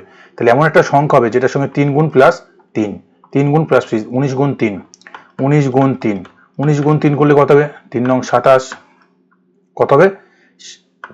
57, 57 যোগ 3 করলে কত হবে? 60 হবে। এখানে আছে ওটা হবে না। ঠিক আছে, 23, 11-এর সঙ্গে 3 গুণ করলে কত হবে? 23-এর সঙ্গে 3 গুণ করলে কত হবে? যদি আমরা 23 গুণ 3 করি তাহলে আমরা কত পাবো? যদি আমরা 23 গুণ 3 করি, 3 3 9, 69, তাই তো? 69 যোগ যদি আমরা 3 করি কত হবে? 72। তাহলে বোঝা গেল সঠিক উত্তর আমাদের কি হবে? এটা হবে, তাই তো? মানে 3 গুণ প্লাস 3, 3 গুণ প্লাস 3, যেটাকে আমরা গুণ করছি সেটাতে আমরা কি যোগ করছি। ঠিক আছে, সঠিক উত্তর। পরবর্তী প্রশ্ন আমাদের কি রয়েছে? বলেছে শনি গ্রহ, শনি নক্ষত্র, এটা ভেন চিত্রের মাধ্যমে প্রকাশ করতে পারে। ডিটেলস এই ধরনের ক্লাসটা আমরা করেছি। যারা এই ক্লাসটা একেবারেই বোঝো না, ভেন চিত্রটা পরীক্ষায় কিন্তু একটা আসবে ভেন চিত্র। ডিটেলস ক্লাস করানো হচ্ছে, রিজনিং তোমরা প্লেলিস্টে ওটা দেখে নেবে যে ভেন চিত্র কিভাবে রিলেশন দেখতে হবে। বিভিন্ন জিনিসের মধ্যে আমরা রিলেশন দেখি কিভাবে, একটা এইভাবে বৃত্তর মাধ্যমে, একটা বৃত্তের মাধ্যমে রিলেশন খুঁজতে হবে, বিভিন্ন সম্পর্ক খুঁজতে হবে। দেখো গ্রহ, শনি, নক্ষত্র, আমরা কি জানি শনি একটা কি গ্রহ। তার মানে এই ধরো শনি, এই ধরো গ্রহ, এই গ্রহের মধ্যে কি আছে? শনি আছে। আমরা জানি 8টি গ্রহ আছে, তাহলে এই গ্রহের মধ্যে কি আছে? শনি আছে। নক্ষত্র কি? নক্ষত্র কি গ্রহের মধ্যে পড়ে না? নক্ষত্র গ্রহের মধ্যে পড়ে না। তাহলে নক্ষত্র কি আলাদা। আমরা যেমন ধরলাম টোটালটা ভারত, এই ভারতের মধ্যে আমাদের কি আছে? পশ্চিমবঙ্গ আছে। যদি বলা হয় বাংলাদেশ, তাহলে বাংলাদেশ কি আলাদা হবে? ঠিক তেমন জিনিস, এদের মধ্যে রিলেশনটা আমাদের খুঁজতে হবে। ঠিক আছে, তাহলে গ্রহের মধ্যে শনি, নক্ষত্র কি হবে? নক্ষত্র গ্রহ নয়, তাহলে নক্ষত্র কি হবে? পুরোপুরি আলাদা। তাহলে সঠিক উত্তর আমাদের কি হবে? B option. পরবর্তী প্রশ্ন কি রয়েছে? বলছে বিজ্ঞানী নিচে চিত্রতে, এটা আমাদের এনটিপিসির পরীক্ষার জন্য খুব গুরুত্বপূর্ণ এই প্রশ্নটা। ঠিক আছে, এনটিপিসির পরীক্ষাতে এই ধরনের আমাদের ভেন ডায়াগ্রাম দিয়ে প্রশ্ন আসে। বলছে যে এটা হচ্ছে বিজ্ঞানী, এই যেটা রয়েছে এটা বিজ্ঞানী, এই যে বড় এই যে ত্রিভুজটা রয়েছে এটা কি? শিল্পী। আর এর ভিতরে যেটা আমাদের রয়েছে এই যে ডাক্তার, বৃত্তটা কি? বৃত্তটা হচ্ছে ডাক্তার। নৃত্যশিল্পীরা কি? নৃত্যশিল্পী হচ্ছে বর্গক্ষেত্র। বড় ত্রিভুজটা কি? এটা এটা হচ্ছে বড় ত্রিভুজটা শিল্পী। আর এটা কি? এই ত্রিভুজটা কি? এই ত্রিভুজ হচ্ছে আমাদের বিজ্ঞানী। ঠিক আছে, ছবি দিয়ে যদি আমরা করে নিই তাহলে আমাদের কি হবে? সুবিধা হবে। ঠিক আছে, তাহলে আমরা পাশে ছবিটা করে নেবো। নৃত্যশিল্পী মানে বর্গক্ষেত্র, ডাক্তার মানে বৃত্ত, এই ছোট ত্রিভুজটা কি? বিজ্ঞানী। এগুলো যদি আমরা করে নিই তাহলে আমাদের সুবিধা হবে। প্রশ্ন কি বলেছে? কোন অক্ষরটি নিম্নের কোন অক্ষরটি দ্বারা বিজ্ঞানী নয় আবার ডাক্তারও নয় বোঝাচ্ছে? মানে কোনটা দ্বারা বিজ্ঞানও নয় ডাক্তার নয়? বিজ্ঞানী মানে কি? এই যে ত্রিভুজটা হবে। ডাক্তার মানে কি? এই যে আমাদের বৃত্ত হবে। তাহলে এর মধ্যে কোনটা নেই? এই ছোট ত্রিভুজটার মধ্যেও নেই আর বৃত্তটার মধ্যে নেই। দেখো কি নেই? এই যে এটা নেই, তাই তো? আমাদের এর মধ্যে নেই, এটার মধ্যে নেই। আর কি নেই এখানে আমাদের? এই যে এফ নেই, তাই তো? এফ আছে, এই যে এফ এটার মধ্যে আছে। এখানে কি নেই? বৃত্তর মধ্যে নেই, আমাদের এটার মধ্যে নেই। এছাড়া আর কিছু আছে? একটু ভালো করে দেখো, এছাড়া আর কি আছে, এছাড়া এই যে আমাদের এটা কিন্তু বৃত্ত, এই বৃত্ত মানে কি আছে, ডাক্তার, তার মানে এটা আমাদের হবে না, ঠিক আছে, এটা আমাদের হবে না, ঠিক আছে। এই যে বৃত্তর মধ্যে ডাক্তার, এই ডাক্তার বলছে ডাক্তারও নয়, আমাদের বিজ্ঞানও নয়, মানে এই ত্রিভুজটার মধ্যে হবে না, আর আমাদের কি হবে না, এই যে বৃত্তটার মধ্যেও হবে না, শুধুমাত্র কি হবে, শুধুমাত্র আমাদের এই দেখো আছে, এই আছে, তার ছাড়া আর কিছু আছে, এছাড়া আর আমাদের কিছু নেই, ঠিক আছে, এছাড়া আর আমাদের কিছু নেই, ঠিক আছে, শুধুমাত্র এ হবে, এখানে একটা অপশনও ঠিক নেই, শুধুমাত্র কি হবে, অনলি এ হবে, কেবলমাত্র এ অপশন হবে। এই বি, এখানে দেখো এ অপশন একটা আছে, এটা আছে, এল তো হবে না, এই যে বৃত্তের মধ্যে রয়েছে, এই দেখো এটা আমাদের কি আছে, এই যে বি আমাদের এখানে রয়েছে, এটাও তো বৃত্তের মধ্যে রয়েছে, তাহলে এটা হবে না, অনলি এ হবে, ঠিক আছে, অনলি এ। পরবর্তী বলেছে ফুটবল, বক্সিং, হকি, ক্রিকেট, এগুলোর মধ্যে আমাদের অড বের করতে হবে, অড ওয়ান মানে বেমানান, এই ধরনের প্রশ্ন আমাদের আসে, বেমানান, ঠিক আছে, বেমানান বের করতে হবে। কিভাবে করব, দেখো ফুটবল, হকি, ক্রিকেট, এগুলো আমরা দেখা মাত্রই বুঝতে পারছি সব কি আউটডোর গেম, সব আউটডোর গেম, মানে আমাদের মাঠে খেলতে হয়, বাইরে খেলতে হয়, এগুলো আমাদের ঘরে হয় না। কিন্তু বক্সিংটা কি, বক্সিংটা আমাদের ইনডোর গেম, ঠিক আছে, ইনডোর গেম। আরেকটা কি পয়েন্ট আছে, প্রত্যেকটা খেলায় 11 জন করে খেলোয়াড় থাকে, ক্রিকেট, হকি, ফুটবল 11 জন করে খেলোয়াড় থাকে, বক্সিং খেলা হয় কি সিঙ্গেল, তাই তো, সিঙ্গেল, এই ধরনের ব্যাপারটা, তাহলে এটা একটা ব্যাপার। আর আউটডোর গেম, ইনডোর গেম, এটাও একটা ব্যাপার, ঠিক আছে। 35 দেখে দেখো কি আছে, এটার মধ্যে আমাদের অড বের করতে হবে। কি বলেছে, এম ই ডব্লিউ, ঠিক আছে, এগুলো H O W L, B A R K, S H O U T, তাহলে একটু ভালো করে যদি আমরা দেখি, এগুলো কি মিউ, ঠিক আছে, হাউল, বার্ক, এগুলো কি, এগুলো সব এক একটা সাউন্ড, বিভিন্ন যে প্রাণীর, নির্দিষ্ট বিভিন্ন প্রাণীর কি শব্দ, বিভিন্ন প্রাণীর একটা নির্দিষ্ট শব্দ আছে, তাদের নিজস্ব শব্দ আওয়াজ আছে, ঠিক আছে, ব্যক্তিগত, ঠিক আছে। কিন্তু এই সাউট মানে কি, সাউট মানে চিৎকার করা, চিৎকার করা, ঠিক আছে, এটার কোনো নির্দিষ্ট কিছু নাই, এগুলো প্রত্যেকটা একটা প্রাণীর চিৎকার, আওয়াজ, ঠিক আছে, কিন্তু এই সাউটটা এখানে অবানান, বেবানান, ঠিক আছে, এটা আমাদের ডি অপশন হবে। পরবর্তী দেখো বলেছে প্রশ্নটা, এই ধরনের যখন প্রশ্ন আমাদের থাকবে, এগুলো আমাদের ডব্লিউবি পরীক্ষাতে খুব আসে এই ধরনের প্রশ্ন, আমাদের লাস্ট যেটা থাকবে সেটা পড়বো, মানুষের রক্তের রং কি, মানুষের রক্তের রং কি, সবাই জানে লাল, লাল টিক করে দেবে, তাহলে কিন্তু ভুল হয়ে যাবে। যদিও সবাই এই সহজ প্রশ্ন আমাদের দিত না, যদি সবাই আমরা জানতাম মানুষের রক্তের রং লাল, সবাই জানে, তাহলে এটা আমাদের পরীক্ষায় আসতো না। অন্য নিশ্চয়ই কোনো ব্যাপার আছে, কি ব্যাপার, মানুষের রক্তের রং কি এটা বলতে চেয়েছে। এবার দেখো মানুষের রক্তের রং কি, আমরা জানি মানুষের রক্তের রং লাল, এই লালকে কি বোঝাচ্ছে, দেখো লালকে কি বোঝাচ্ছে, লালকে বলা হয় হলুদ, তাহলে সঠিক উত্তর আমাদের কি হবে, সঠিক উত্তর আমাদের হবে হলুদ, বোঝা গেল। তাই এই ধরনের প্রশ্নের ক্ষেত্রে আমরা কি করবো, প্রথমে আমরা প্রশ্নটা পড়বো কি বলতে চাচ্ছে, আর আমরা তারপর উত্তর করব। পরবর্তী দেখো বলেছে যদি 30শে জানুয়ারি 2003 সালের বৃহস্পতিবার হয়, তাহলে ওই সালেরই 2রা মার্চ 2003 সালে কোন বার ছিল। দেখো 2003 সালের 30 জানুয়ারি, 2003 সালের 30শে জানুয়ারি কি বার ছিল, বলেছে বৃহস্পতিবার। এই ধরনের প্রশ্ন আমরা কি করবো, 2030 সালে, এই 2003 সাল মানে কি, এটা লিপ ইয়ার নাই, লিপ ইয়ার নাই মানে ফেব্রুয়ারি মাস কদিন হবে, ফেব্রুয়ারি মাস 28 দিন। দেখো 30শে জানুয়ারি, জানুয়ারি মাস কদিন হয়, 31 দিনের হয়, তাই তো, জানুয়ারি মাস কদিনের হয়, 31 দিনের হয়, আমরা সবাই জানি। তাহলে ফেব্রুয়ারি মাসটা কদিন, ফেব্রুয়ারি মাস 28 দিন, এখানে আমাদের পড়ে থাকছে একদিন, আর মার্চ মাস 2 দিন, তাই টোটাল হচ্ছে কতদিন, 31 দিন। টোটাল যদি আমাদের 31 দিন হয়, ঠিক আছে, টোটাল আমাদের কতদিন হচ্ছে, 31 দিন, তাহলে 31 দিন হলে 4 7টা কত, 7 দিয়ে ভাগ করলে কত হবে, 28, পড়ে থাকবে কদিন, 3 দিন এক্সট্রা, 3 দিন এক্সট্রা, তাহলে বৃহস্পতিবার থেকে যদি 3 দিন আমরা যোগ করি কত হবে, শুক্র, শনি, আর কি হবে, রবিবার, শুক্র, শনি আর রবি, তাহলে কি হবে আমাদের সঠিক উত্তর, রবিবার। বোঝা গেল কিভাবে করতে হবে। আমাদের জানুয়ারি মাসের 30 তারিখ চলে গেছে, তাহলে পড়ে আছে কদিন, একদিন, 31 জানুয়ারি। ফেব্রুয়ারি মাস কতদিন, ফেব্রুয়ারি মাস 28 দিন, কারণ লিপ ইয়ার নয়। আর মার্চ মাস বলেছে কতদিন, মার্চ মাস 2 তারিখ, তাই টোটাল আমরা যোগ করি কত হলো, 31। জানি 7 দিন পর পর কোনো একটা বার কি হয়, রিপিট হয়, তাহলে 31 তারিখ যদি আমাদের 31 দিন টোটাল আমরা পাচ্ছি, এটাকে যদি 7 দিয়ে ভাগ করা হয়, টোটাল অবশ্যই 4 7 28, পড়ে থাকছে কত, 3 দিন, তাহলে বৃহস্পতিবার থেকে 3 দিন প্লাস হবে, কি হবে, শুক্র, শনি, রবি, তাহলে সঠিক উত্তর আমাদের কি হবে, রবিবার। পরবর্তী প্রশ্ন বলেছে নিম্নে 4-এর বিপরীতে কোনটি আছে, কিভাবে করবো এটা, 4-এর বিপরীতে কি আছে, এটার করার সঠিক নিয়ম কি, যখন দেখতে হবে যে 4 কোথায় আছে, এখানে 4 আছে, তাই তো, এখানে 4 আছে, আর কোন জায়গায় 4 আছে, নেই, কিন্তু এই 4-এর সঙ্গে কি আছে, 2 আর 3 আছে, 4-এর সঙ্গে কি আছে, 2 আর 3 আছে, এখানে দেখো এখানে 2 আর 3 আছে, 2 আর 3 আছে, তাই তো, তাহলে এই 2 আর 3 কমন, তাহলে এই দুটো জিনিস একটা ঘনকের, একটা তলের এই তিনটে আমরা তল একসাথে দেখতে পাই। যদি দুটো তল আমাদের সেম থাকে, দুটো তল কি আছে, সেম আছে, তাহলে বাদ বাকি যেটা পড়ে আছে এই দুটো কি হবে, একে অপরের অপোজিট হবে। ঠিক আছে, একে অপরের অপোজিট হবে। একের বিপরীত কি হবে, 4 হবে, 4-এর বিপরীত কত হবে, 1 হবে। তাই প্রশ্ন বলে 4-এর বিপরীত কত কি হবে, আমাদের 1 হবে। বোঝা গেল? যখন দুটো জিনিসের মধ্যে, দুটো চিত্রের মধ্যে দুটো করে জিনিস কি আছে, কমন আছে, তাই পড়ে আছে এখানে 1, পড়ে আছে এখানে কত, 4, যে দুটো পড়ে থাকবে সেই দুটো কি হবে, একে অপরের অপোজিট হবে। মনে থাকবে, খুব ভালো প্রশ্ন। পরবর্তী বলেছে দর্পণ চিত্র। দর্পণ চিত্র মানে কি, পাশাপাশি চেঞ্জ হবে, পাশাপাশি পরিবর্তন হবে, ডান দিক বাম দিক, বাম দিক ডান দিক হবে। তাই দেখো এটা আমাদের কি ছিল, এইভাবে ছিল, এটা আমাদের কি হবে, এই যে এটা, এই মাথাটা আমাদের এইভাবে হবে, এটা এইভাবে যাবে, তাই তো, মানে এই যে এইভাবে আমাদের আসবে। ঠিক আছে, এটা দেখো নিচের দিকে আছে মানে নিচের দিকে হবে। এটা দেখো এটা কি করেছে, উল্টে গেছে, এটা আমাদের হবে না। এটা আমাদের কি করেছে, উল্টে গেছে, এটা আমাদের হবে না। এই দুটোর মধ্যে আমরা কনফিউশন। এবার দেখো এই দুটো কনফিউশন, এটা আছে এটা আছে, দুটো সেম আছে, কিন্তু এটা দেখো উপরের দিকে আছে, এটা আমাদের নিচের দিকে আছে। ঠিক আছে, তাহলে আমাদের সঠিক উত্তর হবে কি, সি দাগ। বোঝা গেল? পরবর্তী প্রশ্ন, একজন বালিকাকে দেখিয়ে বিপিন বলল তার মা হয় আমার শাশুড়ির একমাত্র মেয়ে। ঠিক আছে, বলেছে তার মা হয় আমার শাশুড়ির একমাত্র মেয়ে। একটা বালিকা, এই ধরো বালিকা, এই বালিকাকে দেখিয়ে কে বলছে, বিপিন বলছে। কে বলছে, বিপিন বলছে। যে বলে সে, ঠিক আছে, এই যে বলছে আমার, আমার মানে কি, আমার মানে হচ্ছে বিপিন, আমার মানে কে, আমার মানে হচ্ছে বিপিন।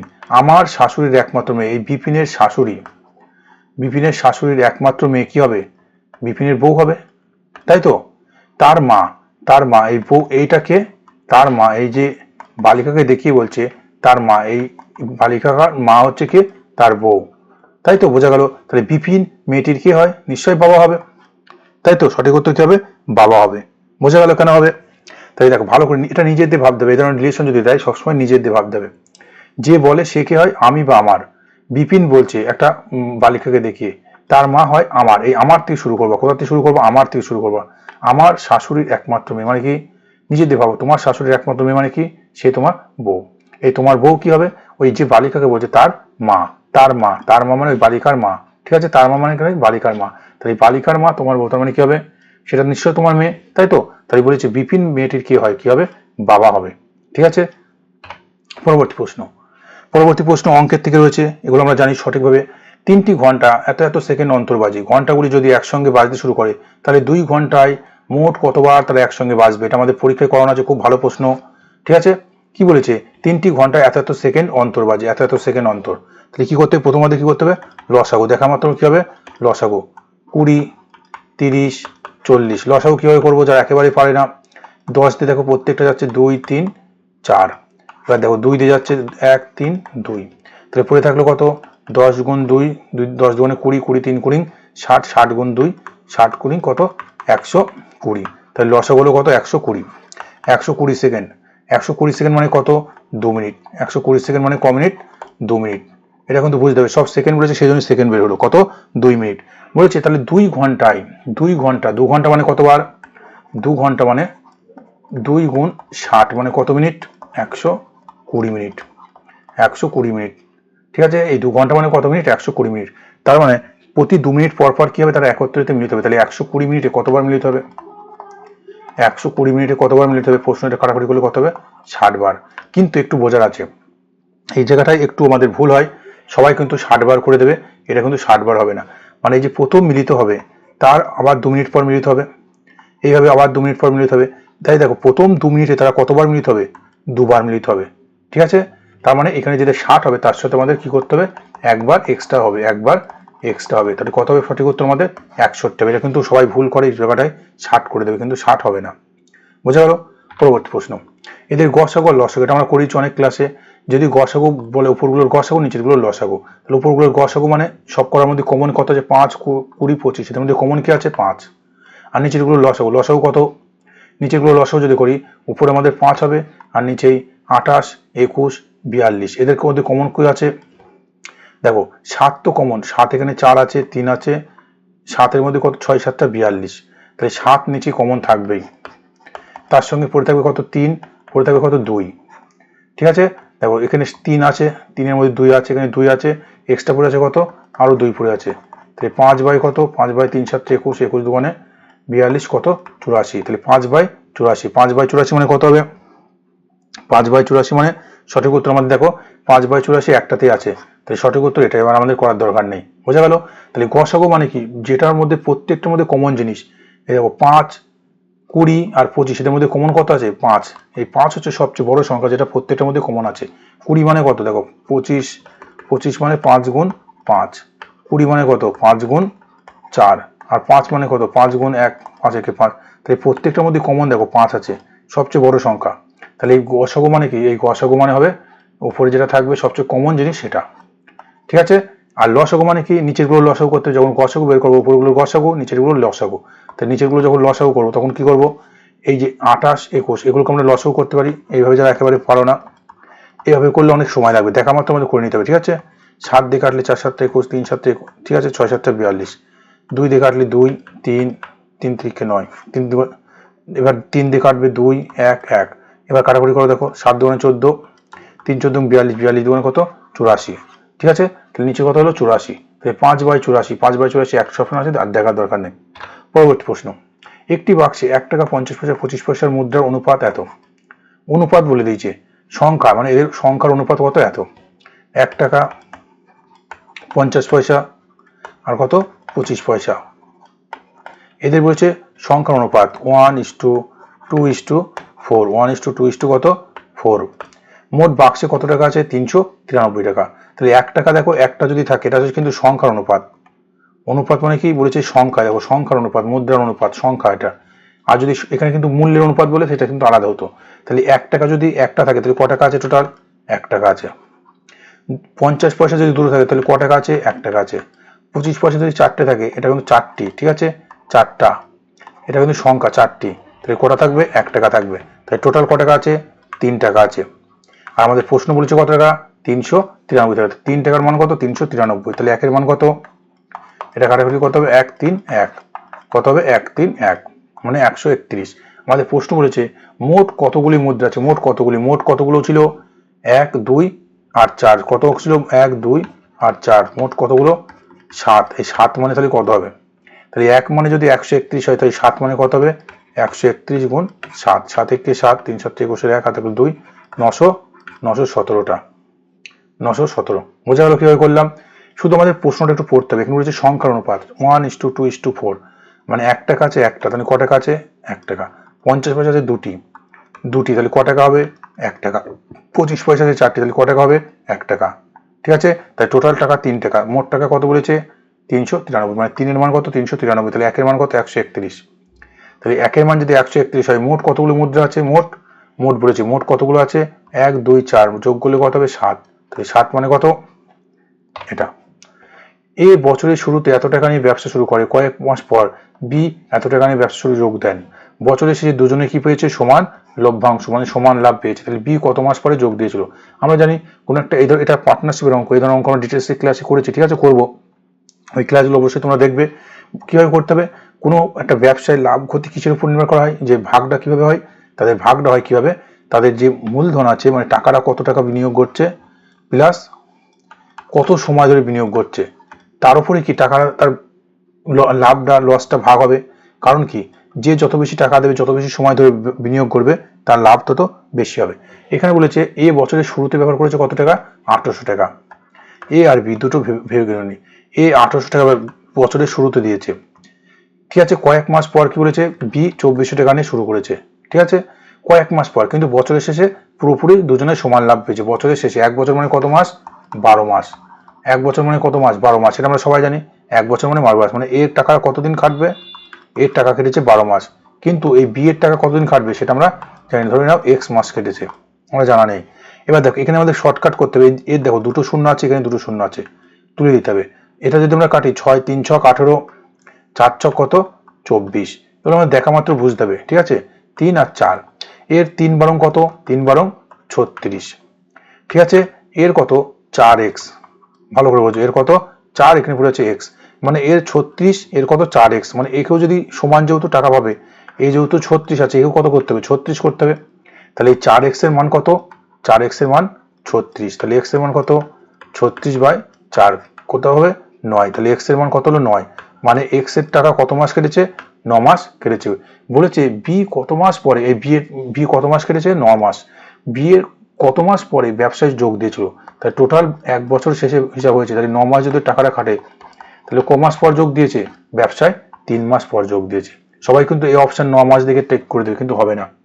ভালো করে বোঝো, বি টাকাটা কেটেছে কত মাস, 9 মাস, তাহলে কত মাস পরে যোগ দিয়েছিল, 3 মাস পরে, কারণ 1 বছর টোটাল খেটেছে, তার মধ্যে 9 মাস যদি টাকাটা খাটে তাহলে কম মাস পর যোগ দিয়েছে, 3 মাস পর। ঠিক আছে, বোঝা গেল। পরবর্তী প্রশ্ন কি বলেছে, এ ও বি আয়ের অনুপাত 3:2, তাদের ব্যয়ের অনুপাত 4:3। তারা যদি এত টাকা সঞ্চয় করে থাকে তাদের আয় কত, এটা আমাদের বের করতে হবে। ঠিক আছে, দেখো এখানে আয় মানে ইনকাম, আর ব্যয় মানে কি, খরচ কত বলছে, আয় যদি 3 টাকা হয় ব্যয় কত, 4 টাকা। এর যদি আয় 2 টাকা হয় ব্যয় কত, 3 টাকা। এবার দেখো এর খরচ কি, দুটো আলাদা। যখন দুটো আলাদা থাকবে তখন কিন্তু আমরা সেই শর্টকাট নিয়ম কিন্তু আসবে না। ঠিক আছে, আমরা শর্টকাট এই ধরনের করেছিলাম, কিন্তু শর্টকাট নিয়মটা আসবে, যদি সঞ্চয়টা সমান হতো তাহলে আমরা সেই শর্টকাট করে সহজে পেয়ে যেতাম। দেখো এ আর বি, এ কত, এ ধরে নাও 3x আয়। ঠিক আছে, 3x কি, আয়, বোঝা গেল। এর আয় কত, 3x। আয় থেকে যদি আমরা, আয় থেকে এটা কি বলেছে, এটা সঞ্চয়। ঠিক আছে, আয় থেকে যদি আমরা সঞ্চয়টা বাদ দিই তাহলে কি হবে, আয় থেকে যদি আমরা সঞ্চয় বাদ দিই তাহলে কি পাবো, খরচটা পাবো, তাই তো, ব্যয়টা পাবো। ঠিক আছে, এই বি এর আয় 2x, কত খরচ করেছে, এই 900 টাকা। তাহলে এরও সেই একই ব্যাপার, আমরা আয় মানে কি, ইনকাম মানে কি, আয় সমান কি হবে, খরচ ব্যয় প্লাস কি, সঞ্চয়। ঠিক আছে, এটা আমরা সবাই জানি, আয় মানে কি, ইনকাম মানে কি, খরচ প্লাস সঞ্চয়। ঠিক আছে, ধরো তোমার ইনকাম 100 টাকা, খরচ করেছো 80 টাকা, সঞ্চয় করছো 20 টাকা, তাহলে 100 টাকা মানে কত টাকা, আয় মানে কত, খরচ প্লাস সঞ্চয়। এখানে দেখো এটা হচ্ছে কি, এটা হচ্ছে আয়। এই আয় থেকে যদি আমরা সঞ্চয়টা বাদ দিই কি পাবো, তার খরচটা হবে। এই আয় থেকে যদি আমরা সঞ্চয় বাদ দিই কি পাবো, খরচ পাবো। এখানে সেটাই, খরচের অনুপাত কত, 4:3, এটাই। এবার এখানে আমাদের কি করতে হবে, শুধু ক্যালকুলেশন করতে হবে, নিচে উপর নিচে গুণ করে ক্যালকুলেশন। 3 × 9, 9x minus 3 × 2 = 6000। এখানে কত হবে, 4 × 2 = 8x মাইনাস 4 9 কত, 3600। এটা কাটাকুটি করলে কত হবে, 9x থেকে 8x বাদ দিলে কত, x হবে। 3600 পাশে প্লাস হয়ে যাবে 36 আর, ঠিক আছে, 3600 6000 প্লাস 3600 যোগ করলে কত হবে, 6000 প্লাস 3600 যোগ করলে কত হবে। ঠিক আছে, দেখো এখানে মাইনাস ছিল, পাশে প্লাস, আর এখানে দেখো এটা মাইনাস আছে, এটা মাইনাস, তাহলে এটা বিয়োগ করলে কত হবে, 2400। তাই তো, 2400। তাহলে এক্স এর মান কত হলো, এক্স এর মান হলো আমাদের 2400। তাহলে এক্স এর মান যদি 2400, আমাদের বলেছে কি, তাদের আয় মানে কি 3:2, মানে 3 24 কত, 7200, আর 24 দুগুণ কত, 4800, 7200 আর 4800। তাহলে সি অপশন হবে সঠিক উত্তর। বোঝা গেল। তাহলে এই ধরনের প্রশ্ন যদি থাকে আমরা এইভাবে করবো। পরবর্তী দেখো, একজন সাঁতারু স্থির জলে গতি 9 কিমি/ঘন্টা হলে স্রোতের অনুকূলে গতি নির্ণয় করে যখন নদী বহমান 6 কিমি/ঘন্টা বেগে। তাহলে অনুকূল মানে কি, এক্স প্লাস ওয়াই। এক্স মানে নৌকা, ওয়াই মানে কি, স্রোত। নৌকার গতিবেগ কত বলেছে, স্থির জলে গতিবেগ কত, 9, স্থির জলের গতিবেগ কত, 9, তাই তো, 9, স্রোতের গতিবেগ 6, তাহলে এই অনুকূলের গতিবেগ কত হবে, 9 × 6 = 15 কিমি/ঘন্টা। ঠিক আছে, খুব ভালো, এত সহজ প্রশ্ন। পরবর্তী দেখো কি রয়েছে, কিছু পরিমাণ মূলধনকে 3% বার্ষিক সুদে 9 বছরের জন্য বিনিয়োগ করলে প্রাপ্ত সরল সুদের পরিমাণ কত হয়, 729 টাকা। কোনো একটা আসল কি হয়েছে, বিনিয়োগ করা হয়েছে কত পার্সেন্ট হারে, 3% হারে, ক বছরের জন্য, 9 বছরের জন্য। বিনিয়োগ করার পরে কি হয়েছে, প্রাপ্ত সুদের পরিমাণ হয়েছে কত, 729 টাকা। তাহলে মূলধনের পরিমাণ কত, আমরা জানি আই ইকুয়াল টু কি, PTR/100। এইভাবে আমরা করতে পারি। ঠিক আছে, আমরা শর্টকাট কি করব, 3% হারে 9 বছরের জন্য, তাহলে টোটাল কত পার্সেন্ট, 3 9 27%। ঠিক আছে, 27% কি, মোট সুদ, মোট সরল সুদ। এই 27% মোট যদি সুদ হয়, এই 27% মান কত, 729। আমাদের বের করতে হবে আসল মানে কি, আসল বা মূলধন মানে কি 100%। তাই 100% এর মানটা আমাদের বের করতে হবে। এখানে শর্টকাট এটা করলে আমাদের চলে আসবে। ঠিক আছে, এই 27% এর মান কত, 729। আমাদের 100% মান কত, 27 দিয়ে কাটাগুলি কত হবে, 7 7 49। ঠিক আছে, এটা কাটো, এটা কাটাকুটি করলে আমাদের 27 × 27, 27 স্কোয়ার কত, 729, তাই তো, 27 স্কোয়ার কত, 27 স্কোয়ার কত, 729। এটা কাটাকুটি করলে আমাদের চলে আসবে। ঠিক আছে, আমরা স্কোয়ার কিছু মনে রাখতে পারি সুবিধা হবে, যদি আমরা না পারি 9 দিয়ে কাটাকুটি করবো, 3 নং 27, 9 দিয়ে আমরা যদি কাটি কত হবে 8 নং 72, 81, 3 দিয়ে কাটলে কত হবে 3 27 81, তাই 27 এদিকে 100 গুণ করলে কত হলো 2700, তাই মোট টাকার পরিমাণ কত 2700। বুঝা গেল? আমরা যদি না পারি তাহলে এটা শর্টকাট করবো, এটা সূত্র তৈরি করবো।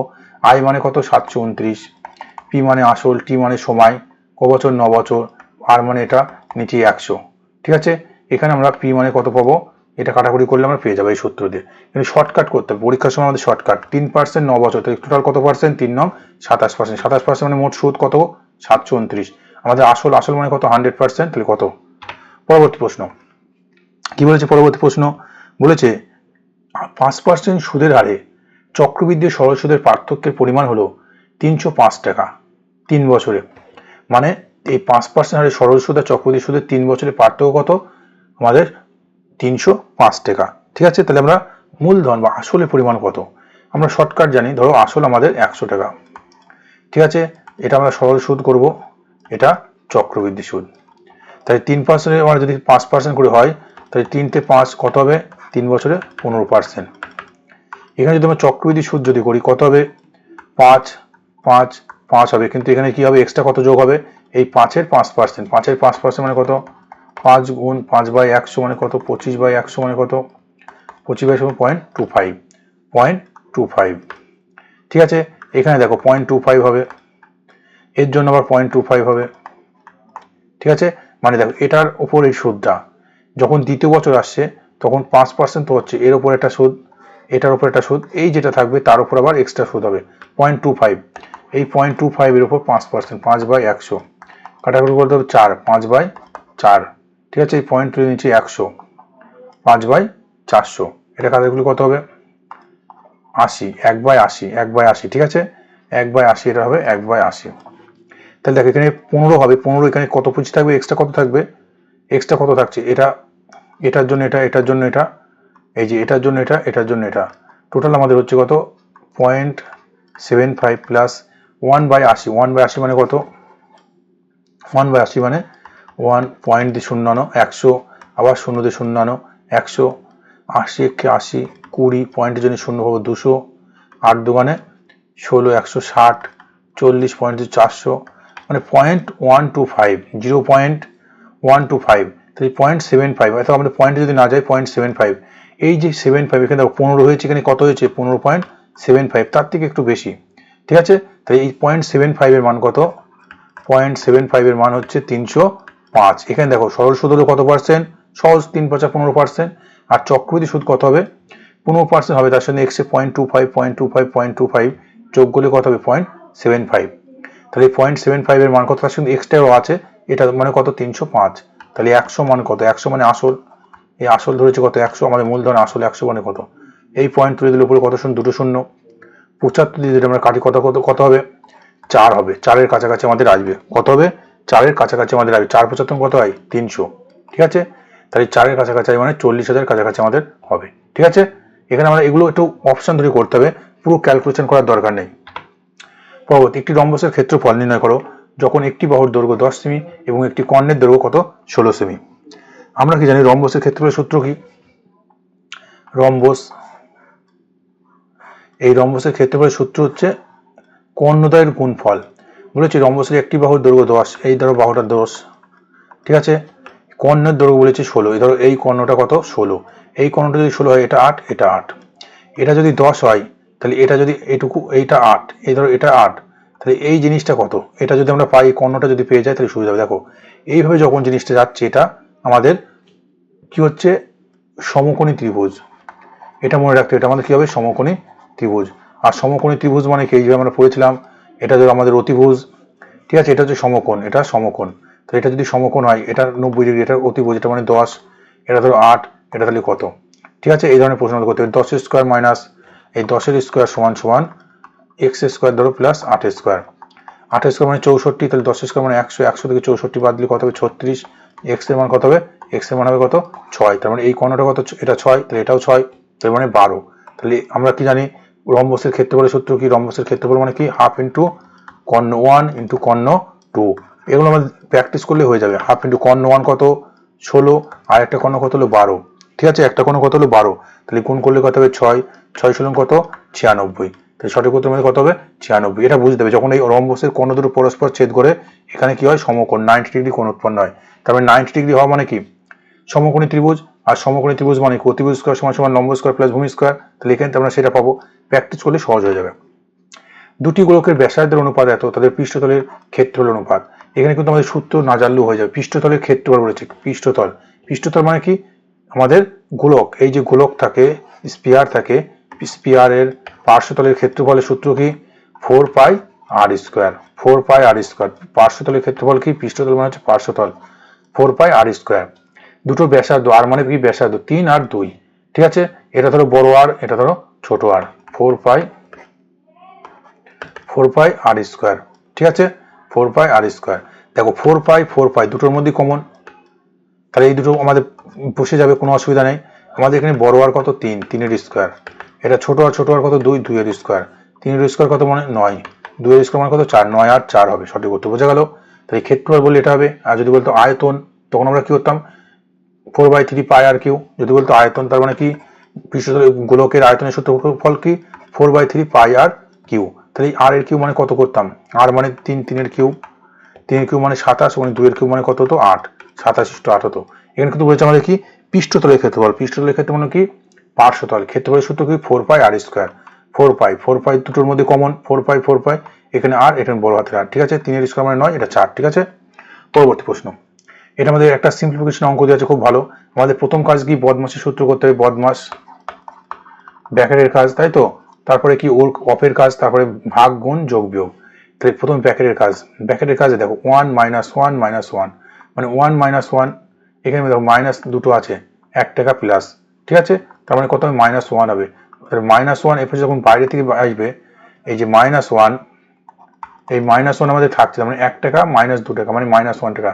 এই মাইনাস যেহেতু আবার দেখো বাইরে মাইনাস, এই মাইনাস মানে তখন কি হয়ে যাবে প্লাস হয়ে যাবে, +1।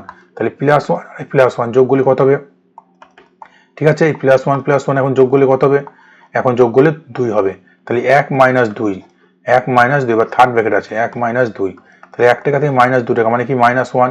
তাহলে মাইনাস আবার যখন বাইরে চলে আসবে তখন কত হবে 1 মাইনাস, এবার দেখো মাইনাস আছে এখানে -1, এর পাশে আছে কি মাইনাস, তাহলে এই মাইনাস মাইনাস কি হবে প্লাস হবে, তাহলে 1 + 1, এই মাইনাস মাইনাস প্লাস হলো 1 + 1 মানে কত হবে 2 হবে, সঠিক উত্তর আমাদের কত হবে 2 হবে। বোঝা গেল? প্রশ্ন কিন্তু সহজ, কিন্তু আমাদের পরীক্ষায় ভুল হবে। এই এখানে মাইনাসটা মাইনাস প্লাস মানে দুটো মাইনাস, 1 টাকা মাইনাস 1 টাকা মাইনাস, তাহলে কত হবে -2 টাকা। এখানে 1 টাকা আছে তাহলে কত হবে -1। তো এই মাইনাসটা যখন ব্র্যাকেট আছে বাইরে আসলে কি হবে মাইনাস মাইনাস কি হবে প্লাস হয়ে যাবে, এই যে করলাম মাইনাস মাইনাস কি হলো প্লাস হলো, তাহলে +1 এখানে কি আছে +1, তাহলে +1 কত হবে +2, +2 হয়ে গেল। এবার দেখো মাইনাস আছে মাইনাস প্লাস মাইনাস কি হবে -2, তাহলে -2 এখানে -1, ঠিক আছে। বোঝা গেল কিভাবে করলাম? তাহলে যখনই মাইনাস থাকবে ব্র্যাকেটের বাইরে যখন আসবে তখন কি হয়ে যাবে প্লাস হয়ে যাবে। এবার দেখো খুব ভালো একটা প্রশ্ন, 5a এটা সমান 5, তাহলে এটা মানে কি হবে, এখানে দেখো কত আছে 5a, এটা কত আছে 9a স্কয়ার, এখানে আছে 3a, এখানে কত আছে 25a স্কয়ার। কিন্তু এটা আমাদের সূত্র দেখো আমরা সবাই জানি, দেখো এখানে আছে 5, এখানে আমার যদি 3 থাকতো তাহলে 3 এর স্কয়ার মানে 9 হতো, এখানে যদি 5 থাকতো 5 এর স্কয়ার মানে কত হতো 25 হতো।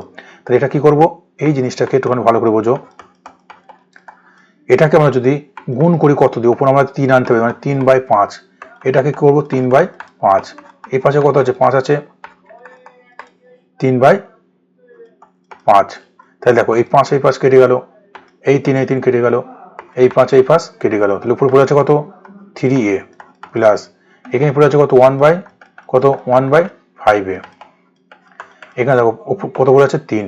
তাহলে এবার যদি ভালো করে দেখো এই যে আমাদের সূত্র হচ্ছে 9a স্কয়ার প্লাস 1/25 স্কয়ার, এবার আমাদের আসছে না এই যে 3 স্কয়ার মানে ঠিক আছে। তাহলে দেখো এই সূত্রটা কি করব, এটা আমরা ভালো করে যদি ভাঙি কত হবে 3a তার স্কয়ার প্লাস 1/5a তার স্কয়ার করলে কত হবে a square plus b square. দেখো a square plus b square মানে কি a প্লাস b তার স্কয়ার মাইনাস 2ab, তাই তো, এই সূত্রটা আমাদের চলে আসবে। তাহলে দেখো a প্লাস b এর মান কত, a প্লাস b এর মান কত, a প্লাস b এর মান কত 3, a প্লাস b এর মান কত 3 এর স্কয়ার মাইনাস 2ab, 2a মানে কত 3a, b মানে কত 1/5a। তাহলে এখানে যদি আমরা কাটি a কেটে যাবে, ঠিক আছে।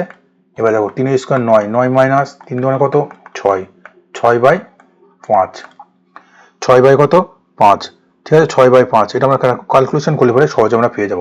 তাই 9 - 6/5, 9 - 6/5 এটা আমরা যদি করি সহজে পেয়ে যাব।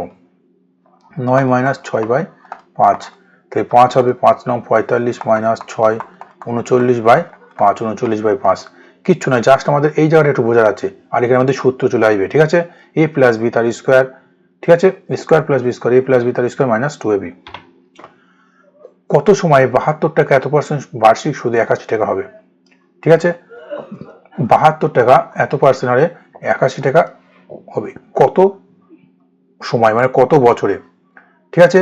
এটা কিন্তু সরল সুদ বলেছে, কিভাবে করব দেখো, 72 টাকা কত টাকা হবে 81 টাকা হবে, ঠিক আছে, 72 টাকা কত টাকা হবে 81 টাকা হবে।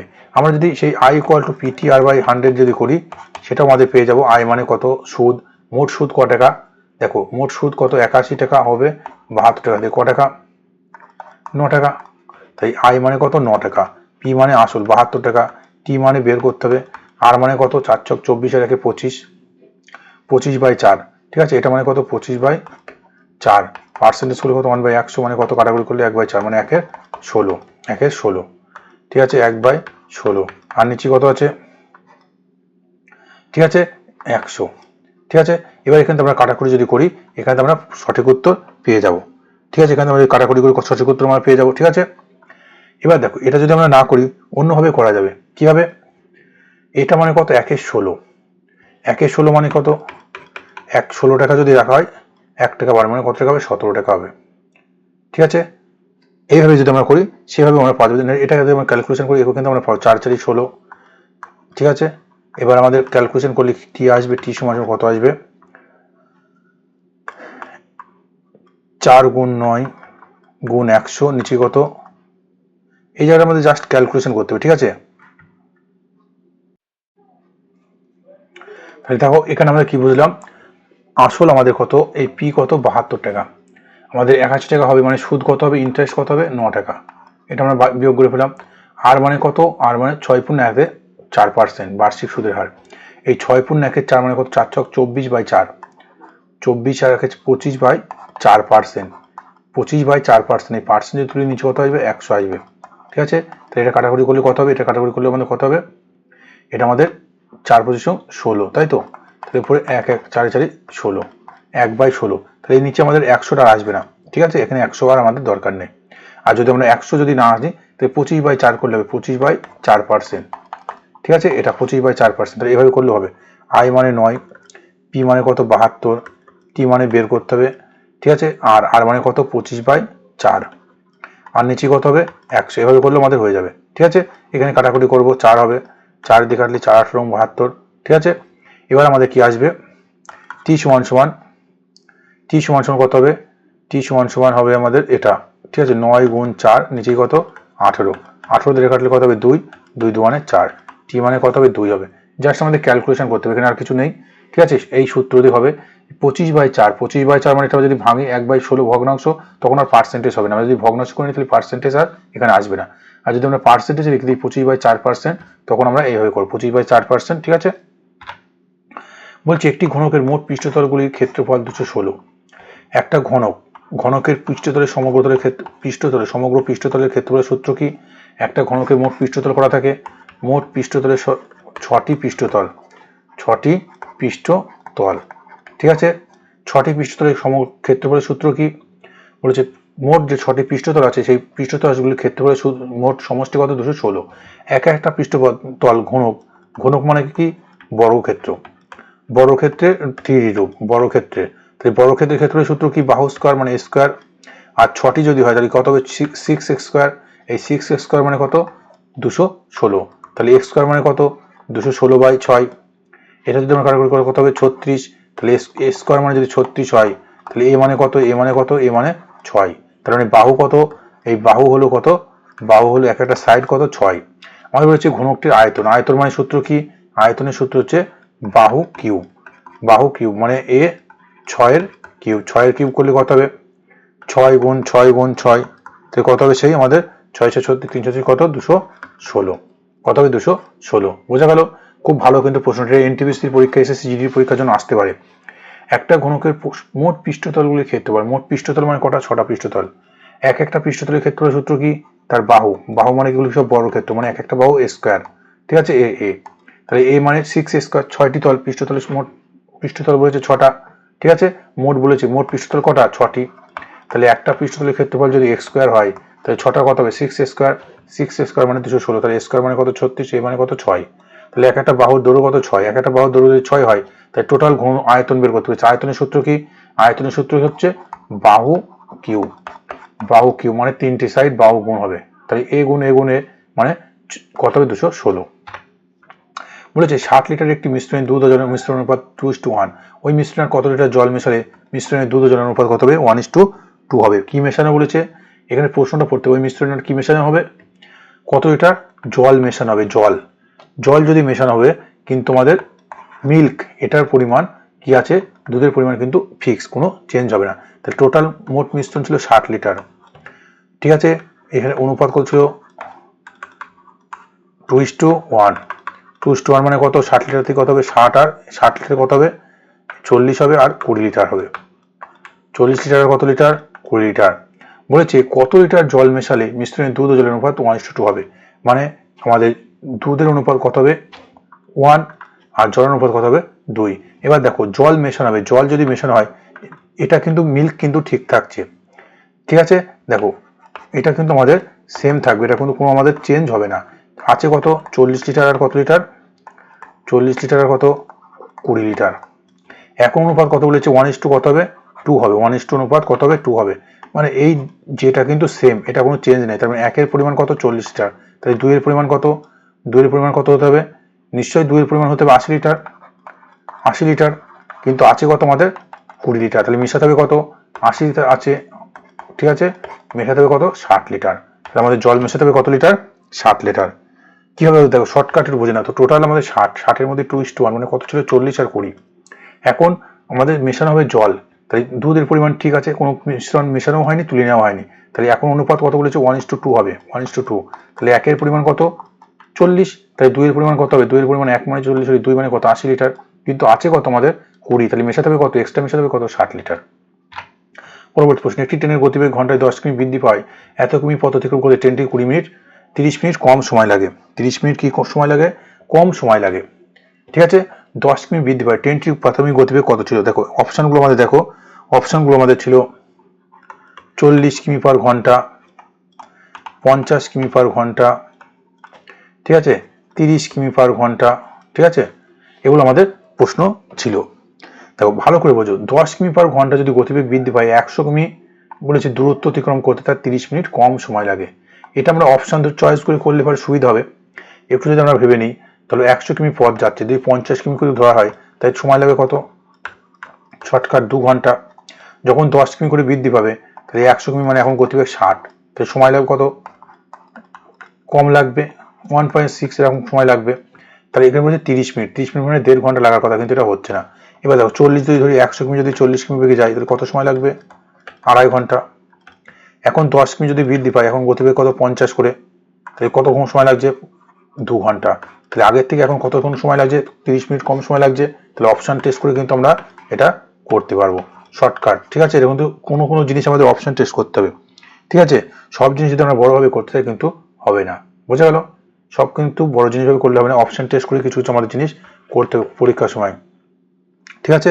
পরবর্তী প্রশ্ন কি বলেছে, এটি 11 দ্বারা বিভাজ্য হলে স্টারের মান কত, খুব ভালো প্রশ্ন, এটা আমাদের পরীক্ষা আসে। আমরা জানি 11 দ্বারা বিভাজ্য মানে কি, জোড় স্থান আর বিজোড় স্থান, তাই তো, জোড় স্থান আর কত, বিজোড় স্থানগুলো সমষ্টি কত হবে, 0 অথবা 11 অথবা 22, মানে 11 দ্বারা বিভাজ্য এই ধরনের হবে। তা দেখো 4 আর 3 7, 7 এখানে যোগ, 7 আর 8 কত, 15, 15 প্লাস স্টার, আর এদিকে আমরা কি পাচ্ছি, 8 আর 2 10, 10 আর কত 8 এ 18, এখানে কত পাচ্ছি 18, মানে এখানে আমাদের কত আনতে হবে, এই স্টারের মান হয় 18 সমান করতে হবে, 0 আনতে হবে, 0 মানে কি 15 প্লাস এখানে 18 করতে হবে, তাহলে 0 হবে, তাহলে এখানে 3 বসাতে হবে, 3 যদি বসিয়ে দিই 15 আপনি কত হবে, 18 হবে, মানে 0 হয়ে যাবে, তাহলে মিশে যাবে। কিন্তু 22 11 যদি করতে হয় বা 22 করতে অনেক বেশি বড় বসাতে হবে, তাহলে সেখানে আমাদের অপশনই নেই, বোঝা গেল। পরবর্তী, দুটি সংখ্যার অনুপাত 30:4, তাদের গসাগু 5 হলে লসাগু কত, শর্টকাট কি হবে, গসাগু 5, তাহলে লসাগু কত হবে, 3 5 3 4 কত তিন চারি 12, 12 গুণ 5 কত হবে? 5 বারং 60, 5 বারং কত হবে? 60 হবে। বোঝা গেল? এটা দেখা মাত্র করবো। যদি না বুঝতে পারি 3x 4x, এদের গসাগু x, গসাগু কমন জিনিস x, x মানে 5, তাই এদের সংখ্যা 5 হবে। আর লসাগু মানে কি? গসাগু তো হবে, তার সঙ্গে এক্সট্রা যেগুলো পড়ে থাকবে, গসাগু তো 5 আছে, এক্সট্রা পড়ে আছে কত? 3 আর 4।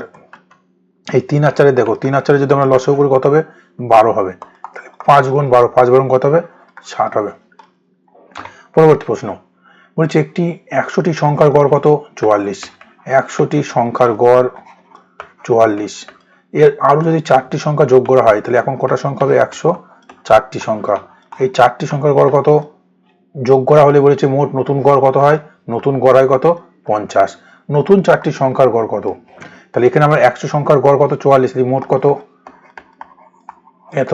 এখন 104টি সংখ্যার গড় কত? 50, তাহলে মোট কত? সমষ্টি কত? মোট সমষ্টি কত? মোট সমষ্টি এটা। তাহলে এদের মধ্যে বেশি কত আছে? এদের মধ্যে বেশি কত? এটা বাদ দিলে পরে আমরা পেয়ে যাব কত হবে? বেশি কত হবে? 800, তাই তো? 800। 44 এটা বাদ দিলে কত হবে? 800। এই 800 কতগুলি সংখ্যার গড়? 4টি সংখ্যার। তাহলে টোটাল কত হবে? 200। সঠিক উত্তর মানে কত হবে? 200। বোঝা গেল? সঠিক উত্তর কত হবে? 200। ঠিক আছে। এবার যদি আমরা শর্টকাট করি কি হবে? এখানে দেখা মাত্র বুঝতে পারছি যে 44 ছিল, এখানে কত বেড়েছে? 50। কত করে বৃদ্ধি পেয়েছে? 44 থেকে 50 কত বৃদ্ধি পেয়েছে? 6। 6 করে বৃদ্ধি পেয়েছে। 6 করে কতগুলো সংখ্যা বেড়েছে? 6 করে বৃদ্ধি পেয়েছে। টোটাল 6 করে কতগুলো বেড়েছে? 100টার বেড়েছে। ঠিক আছে। টোটাল আমাদের 6 করে কত বেড়েছে? দরকার নেই, এটা করলে আমাদের সহজ হয়ে যাবে, ডিটেলস যাওয়া দরকার। পরবর্তী প্রশ্ন, দুটি সংখ্যা m ও n এর গসাগু লসাগু বলে দিচ্ছে এত, m প্লাস n বলেছে কত? 72। তাহলে এটা মানে কত হবে? দেখো ভালো করে বোঝো। ঠিক আছে, এটা বোঝো ভালো করে। যখন এই ধরনের করি নিচে এগুলো লসাগু m আর n এর লসাগু কত? mn। এখানে m আছে, পড়ে থাকবে n, এখানে পড়ে যাচ্ছে n, তাহলে পড়ে থাকবে m। ঠিক আছে, এটা হবে n আর m, n প্লাস m আর m প্লাস n, এর মধ্যে কোনো পার্থক্য আছে? মানে 5 প্লাস 2, আর আমি যদি বলি 2 প্লাস 5, কোনো ডিফারেন্স আছে? কোনো ডিফারেন্স নেই, একই জিনিস। তাহলে n আর m, দেখো m প্লাস n আর n প্লাস n এর কত? সমষ্টি কত? 72। তাহলে 72 হয়ে যাবে m আর n। m আর n মানে কি? গুণফল। তাহলে দুটো সংখ্যার গুণফল মানে কি? গসাগু গুণ লসাগু। সে আমরা করেছিলাম দুটি সংখ্যার গুণফল। গুণফল মানে কি? লসাগু গুণ গসাগু। তাহলে এখানে লসাগু কত? 5, গসাগু এই যে লসাগু কত? এটা, তাই তো? এটাই হবে সহজ। তাহলে এখানে আমরা কাটাকুটি করব, 3 দিয়ে এটা কাটবো, 3 দিয়ে 2, 3 দিয়ে কাটলে কত হবে? 3 দুগুণে 6, 1 12, 3 4 12, 3 24 72, 2 দিয়ে কাটলে কত হবে? 12। ঠিক আছে, এবার এটা আমরা কাটবো 3 দিয়ে 4, 3 দিয়ে কাটলে কত হবে? 76। ঠিক আছে, আরও আমরা কাটি, 2 দিয়ে কাটলে 35, 2 দিয়ে কাটলে কত? 2। তাহলে 2/35, 2/35 মানে কত? D option. বুঝা গেল? তাহলে দেখো প্রত্যেকটা প্রশ্ন কিন্তু খুব গুরুত্বপূর্ণ, পরীক্ষায় আসার মতো করে শর্টকাট মেথডে করানো হয়েছে। এটা বারবার প্র্যাকটিস করতে হবে এই ধরনের প্রশ্নগুলো। ঠিক আছে, পরীক্ষা কিন্তু